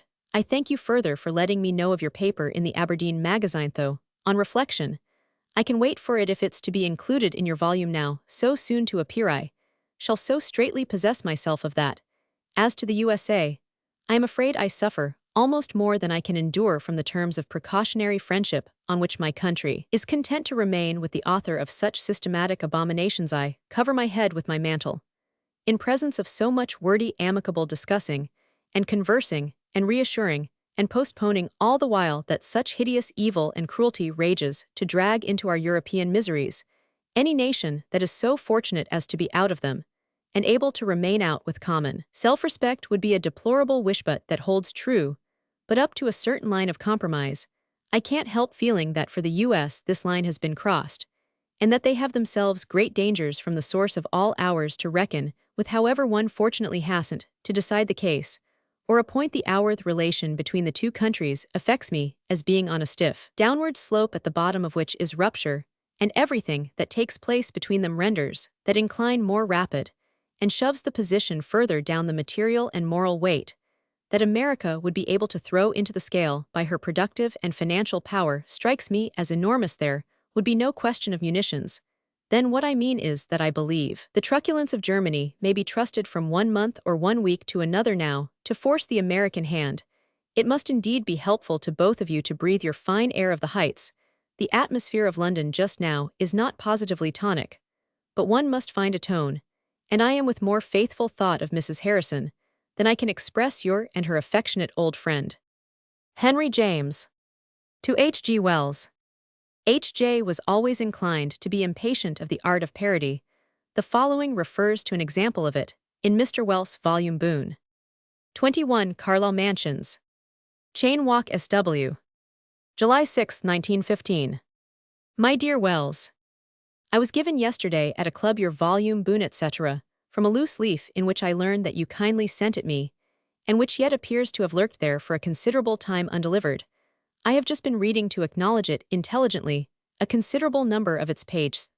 Not all, for to be perfectly frank, I have been in that respect beaten for the first timer rather for the first time, but one be a book of yours, I haven't found the current of it draw me on, and on this time is, unfailingly, and irresistibly, before which I have repeatedly let you know. However, I shall try again. I hate to lose any scrap of you that may make for light or pleasure, and meanwhile, I have more or less mastered your appreciation of H. J., which I have found very curious and interesting, after a fashion, though it has naturally not filled me with a fond elation. It is difficult, of course, for a writer to put himself fully in the place of another writer, who finds him extraordinarily futile and void, and who is moved to publish that to the world. And I think the case isn't easier when he happens to have enjoyed the other writer enormously, from far back, because there has then grown up the habit of taking some common meeting ground between them for granted, and the falling away of this is like the collapse of a bridge which made communication possible.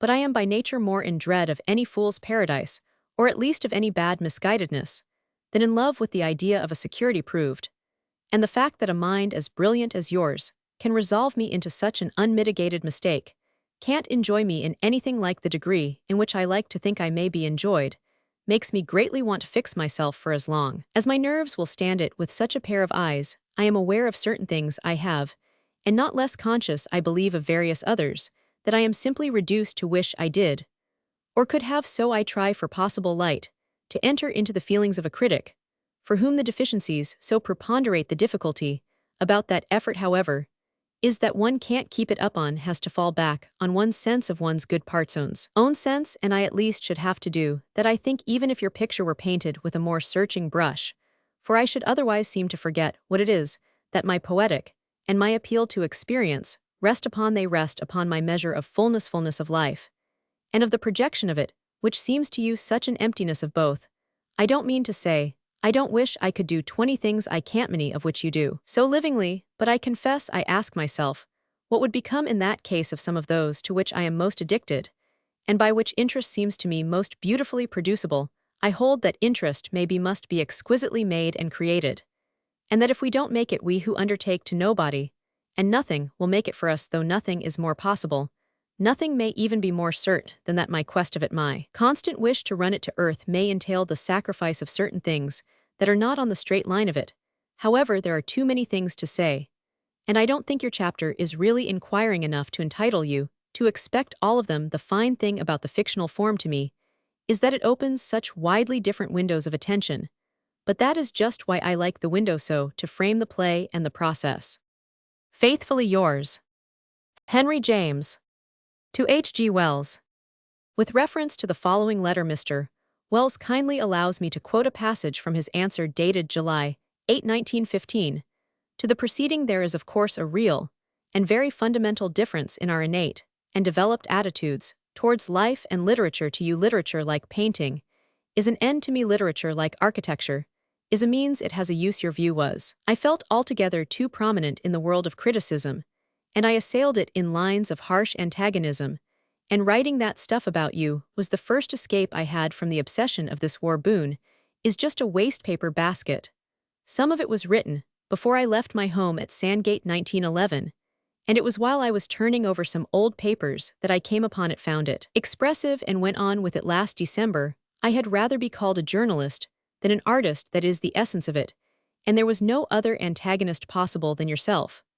But since it was printed, I have regretted 100 times that I did not express our profound and incurable difference and contrast with a better grace in a further letter to Henry James dated July 13. Mr. Wells adds, I don't clearly understand your concluding phrase, which shows no doubt how completely they define our difference when you say it is art that makes life, makes interest, makes importance. I can only read sense into it by assuming that you are using art for every conscious human activity. I use the word for a research and attainment that is technical and special. Dictated. 21 Carlisle Mansions. Chain Walk, SW. July 10, 1915. My dear Wells, I am bound to tell you that I don't think your letter makes out any sort of case for the bad manners of Boone as far as your indulgence in them at the expense of your poor old H.J. is concerned. I say you're simply because he has been yours in the most liberal, continual, sacrificial, the most admiring and abounding critical way, ever since he began to know your writings, as to which you have had copious testimony. Your comparison of the book to a wastebasket strikes me as the reverse of felicitous, for what one throws into that receptacle is exactly what one doesn't commit to publicity and make the affirmation of one's estimate of one's contemporaries. By I should liken it much rather to the preservative portfolio or drawer in which what is withheld from the basket is savingly laid away. Nor do I feel it anywhere evident that my view of life and literature, or what you impute to me as such, is carrying everything before it, and becoming a public menace. Unaware do I seem, on the contrary, that my products constitute an example in any measurable degree followed, or a cause in any degree successfully pleaded. I can't but think that if this were the case, I should find it somewhat attested in their circulation, which, alas, I have reached a very advanced age in the entirely defeated hope of, but I have no view of life and literature, I maintain, other than that our form of the latter in especial is admirable exactly by its range and variety, its plasticity and liberality, its fairly living on the sincere and shifting experience of the individual practitioner. That is why I have always so admired your so free and strong application of it, the particular rich receptacle of intelligences and impressions, emptied out with an energy of its own, that your genius constitutes. And that is in particular why in my letter of 2 or 3 days, since I pronounced it curious and interesting that you should find the case, I constitute myself only ridiculous and vacuous to the extent of your having to proclaim your sense of it. The curiosity and the interest, however, in this latter connection, are of course for my mind those of the break of perception of the veracity of my variety on the part of a talent, so generally inquiring and apprehensive, as yours of course for myself. I live intensely, and am fed by life, and my value, whatever it be, is in my own kind of expression of that. Therefore I am pulled up to wonder by the fact that for you my kind, my sort of sense of expression and sort of sense of life alike doesn't exist, and that wonder is, I admit, a disconcerting comment on my idea of the various appreciability of our addiction to the novel, and of all the personal and intellectual history, sympathy, and curiosity behind the given example of it. It is when that history and curiosity have been determined in the way most different from my own, that I want to get at them precisely for the extension of life, which is the novel's best gift, but that is another matter. Meanwhile, I absolutely dissent from the claim that there are any differences, whatever, in the amenability to art of forms of literature aesthetically determined, and hold your distinction between a form that is like painting and a form that is like architecture for wholly null and void.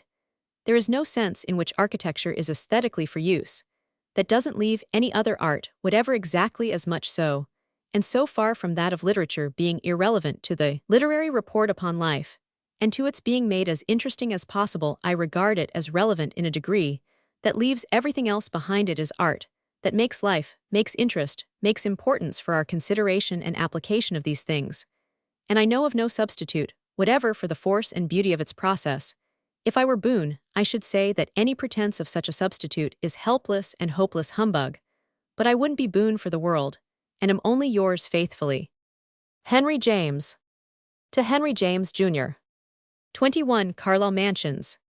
Chain Walk, SW. July 20th, 1915. Dearest Harry, how can I sufficiently tell you how moved to gratitude and appreciation I am by your good letter of July 9th just received, and the ready understanding and sympathy expressed in which are such a blessing to me. I did proceed after writing to you in the sense.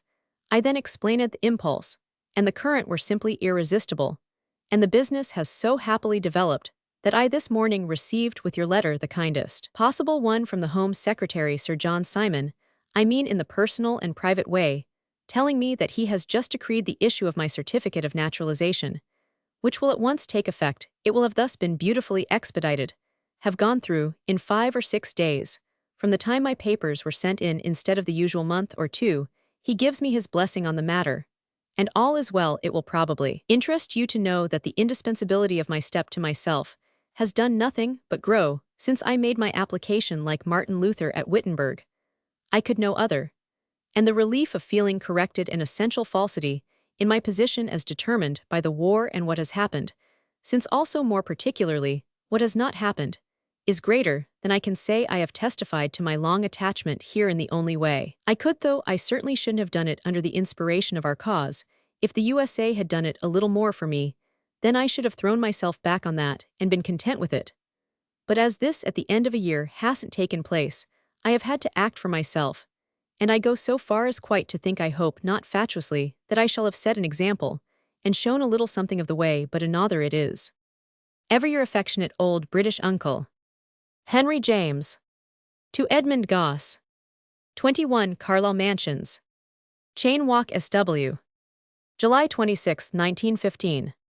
My dear Goss, your good letter makes me feel that you will be interested to know that since for this afternoon I have been able to say Civis Britannicus, my certificate of naturalization, was received by my solicitor this A Roman 1000, and a few hours ago I took the oath of allegiance in his office before a commissioner. The odd thing is that nothing seems to have happened, and that I don't feel a bit different, so that I see not at all how associated I have become, but that I was really too associated before for any nominal change to matter. The process has only shown me what I virtually was, so that it's rather disappointing in respect to acute sensation. I haven't any, I blush to confess. I thank you enormously for your confidential passage, which is most interesting and heartening, and let me mention in exchange for your confidence that a friend told me this afternoon that he had been within a few days talking with one of the American naval attaches whose competence he ranks high, and to whom he had put some question relative to the naval sense of the condition of these islands, to which the reply had been, you may take it from me, that England is absolutely impregnable and invincible, repeated over impregnable and invincible, which kind of did me good. Let me come up and sit on your terrace some near August afternoon. I can always be rung up, you know. I like it, and believe me, yours and your wife's all faithfully. Henry James. To John S. Sargent. 21 Carlisle Mansions. Chain Walk, SW. July 30th, 1915. My dear John, I am delighted to hear from you that you are writing and sending to Mrs. Wharton in the good sense you mention. It will give her the greatest pleasure, and count enormously for her undertaking. Yes, I dare say many Americans will be shocked at my step. So many of them appear in these days to be shocked at everything that is not a reiterated blandishment and slobberation of Germany, with recalls of ancient amity, and that sort of thing by our government. I waited long months watch in hand for the latter to show some sign of intermitting. These amiabilities to such an enemy the very smallest would have sufficed for me to throw myself back upon it, but it seemed never to come, and the misrepresentation of my attitude becoming at last to me a thing no longer to be borne, I took action myself. It would really have been so easy for the U.S. to have kept if they had cared to yours all faithfully. Henry James. To Wilfred Sheridan. 21 Carlisle Mansions. Chain Walk SW. Aug. 7, 1915. Dearest Wilfred, I have a brave letter from you which is too many days old, and the reason of that is that I became some fortnight ago a British subject. You may perhaps not have been aware that I wasn't when it showed I believe so little, but I had in fact to do things of no great elaboration to take on the character and testify to my fond passion for the cause, for which you are making so very much grander still a demonstration, so that now at any rate civis Britannicus sum, and there's no mistake about it. Well, the point is that this absolutely natural and inevitable offer of my allegiance, a poor thing, but my own end, the amiable acceptance of it, by the powers to which I applied have drawn down on my devoted head an avalanche of letters, the friendliest and most welcoming, beneath which I still lie gasping. They have unspeakably touched and justified me. But I brush them all aside tonight, few of them, as I have in proportion been able, yet to answer in order to tell you that their effect upon me altogether isn't a patch on the pride and pleasure I have in hearing from you, and that I find your ability to write to me and your sweet care to do so in your fantastic conditions the most wonderful and beautiful thing that has ever happened. Dear and delightful to me is the gallant good humor of your letter, which makes me take what you tell me as if I were quite monstrously near you. One doesn't know what to say or do in presence of the general and particular Irish perversity and unspeakability, as your vivid page reflects it, that is rather nobody knows to any good effect. But your sulfit makes me so often ask if it isn't when all's said and done, and it has extorted the tribute of our grin, much more trouble than it's worth or ever can be, and in short quite too, finally damning and discouraging. However, I am willing it should display its grace, while you are there to give them round about you your exquisite care, and I can fall back on my sense of your rare psychologic intelligence. Your due right to me goes to my heart, and your I don't think the Russian affair as bad as it seems goes to my head, even if it now be seeming pretty bad to us here. But there's comfort in its having apparently cost the enemy damn his soul to hell enormously, and still being able to do so, and to keep on leaving him not at all at his ease. I believe in that vast sturdy people quon memitho. Heaven save us all from cheap optimism. I scarce know what to say to you about things here, unless it be that I hold we are not really in the least such fools as we mostly seem bent on appearing to the world, and that on the day when we cease giving the most fantastic account of ourselves possible by tongue and pen, on that day there will be fairly something the matter with us, and we shall be false to our remarkably queer genius. Our genius is and ever has been to insist urbi et orbi that we live by muddle, and by muddle only, while all the while our native character is never really abjuring its stoutness, or its capacity for action. We have been stout from the most ancient days, and are not a bit less so than everly. We should do better if we didn't give so much time to writing to the papers that we are impossible and inexcusable, that is, or seems to be queerly connected with our genius, for being at all so, that at times, I hope, I shall never see it foregone. It's the mantle over which the country truly forges its confidence, and acts out its faith, but the night wanes and the small hours are literally upon me. Their smallness even diminishes. I am sticking to town, as you see. I find I don't yearn to eat my heart out, so to speak, all alone in the Sussex sequestration. So I keep lending my little house at Rye to friends and finding company in the mild hum of waterside Chelsea. The hum of London is mild altogether, and the drop of the profane life absolute effort. I don't call the ceaseless and ubiquitous military footfall not football profane, and all this quarter of the town simply bristles with soldiers, and for the most part extremely good-looking ones. I really think we must be roping them in much greater numbers than we allow when we write to the Times. Otherwise, I don't know what we mean by so many. Good night, my dear boy. I hope you have harmonious news of Claire. Her father has just welcomed me in the most genial way to the national fold. I haven't lately written to her, because in the conditions I have absolutely nothing to say to her, but that I feel her to be in perfection, the warrior's bride, and she knows that. Yours and hers, dearest Wilfred, all devotedly. Henry James. To Edmund Gosse.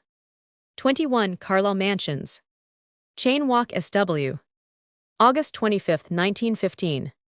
My dear Goss, I have had a bad sick week, mostly in bed with putting pen to paper quite out of my power. Otherwise, I should sooner have thanked you for the so generous spirit of that letter, and told you with emotion how much it has touched me. I am really more overcome than I can say by your having been able to indulge in such freedom of mind and grace of speculation during these dark days on behalf of my poor old, rather truncated edition, in fact entirely frustrated one, which has the grotesque likeness for me of a sort of miniature Ozymandias of Egypt. Look on my work, see mighty and despairound, which the lone and level sands stretch further away than ever. It is indeed consenting to be waved aside a little into what was once blessed literature, to so much as answer the question you are so handsomely impelled to make. But my very statement about the matter can only be, alas, a melancholy, a blighted confusion. That edition has been, from the point of view of profit, either to the publishers or to myself,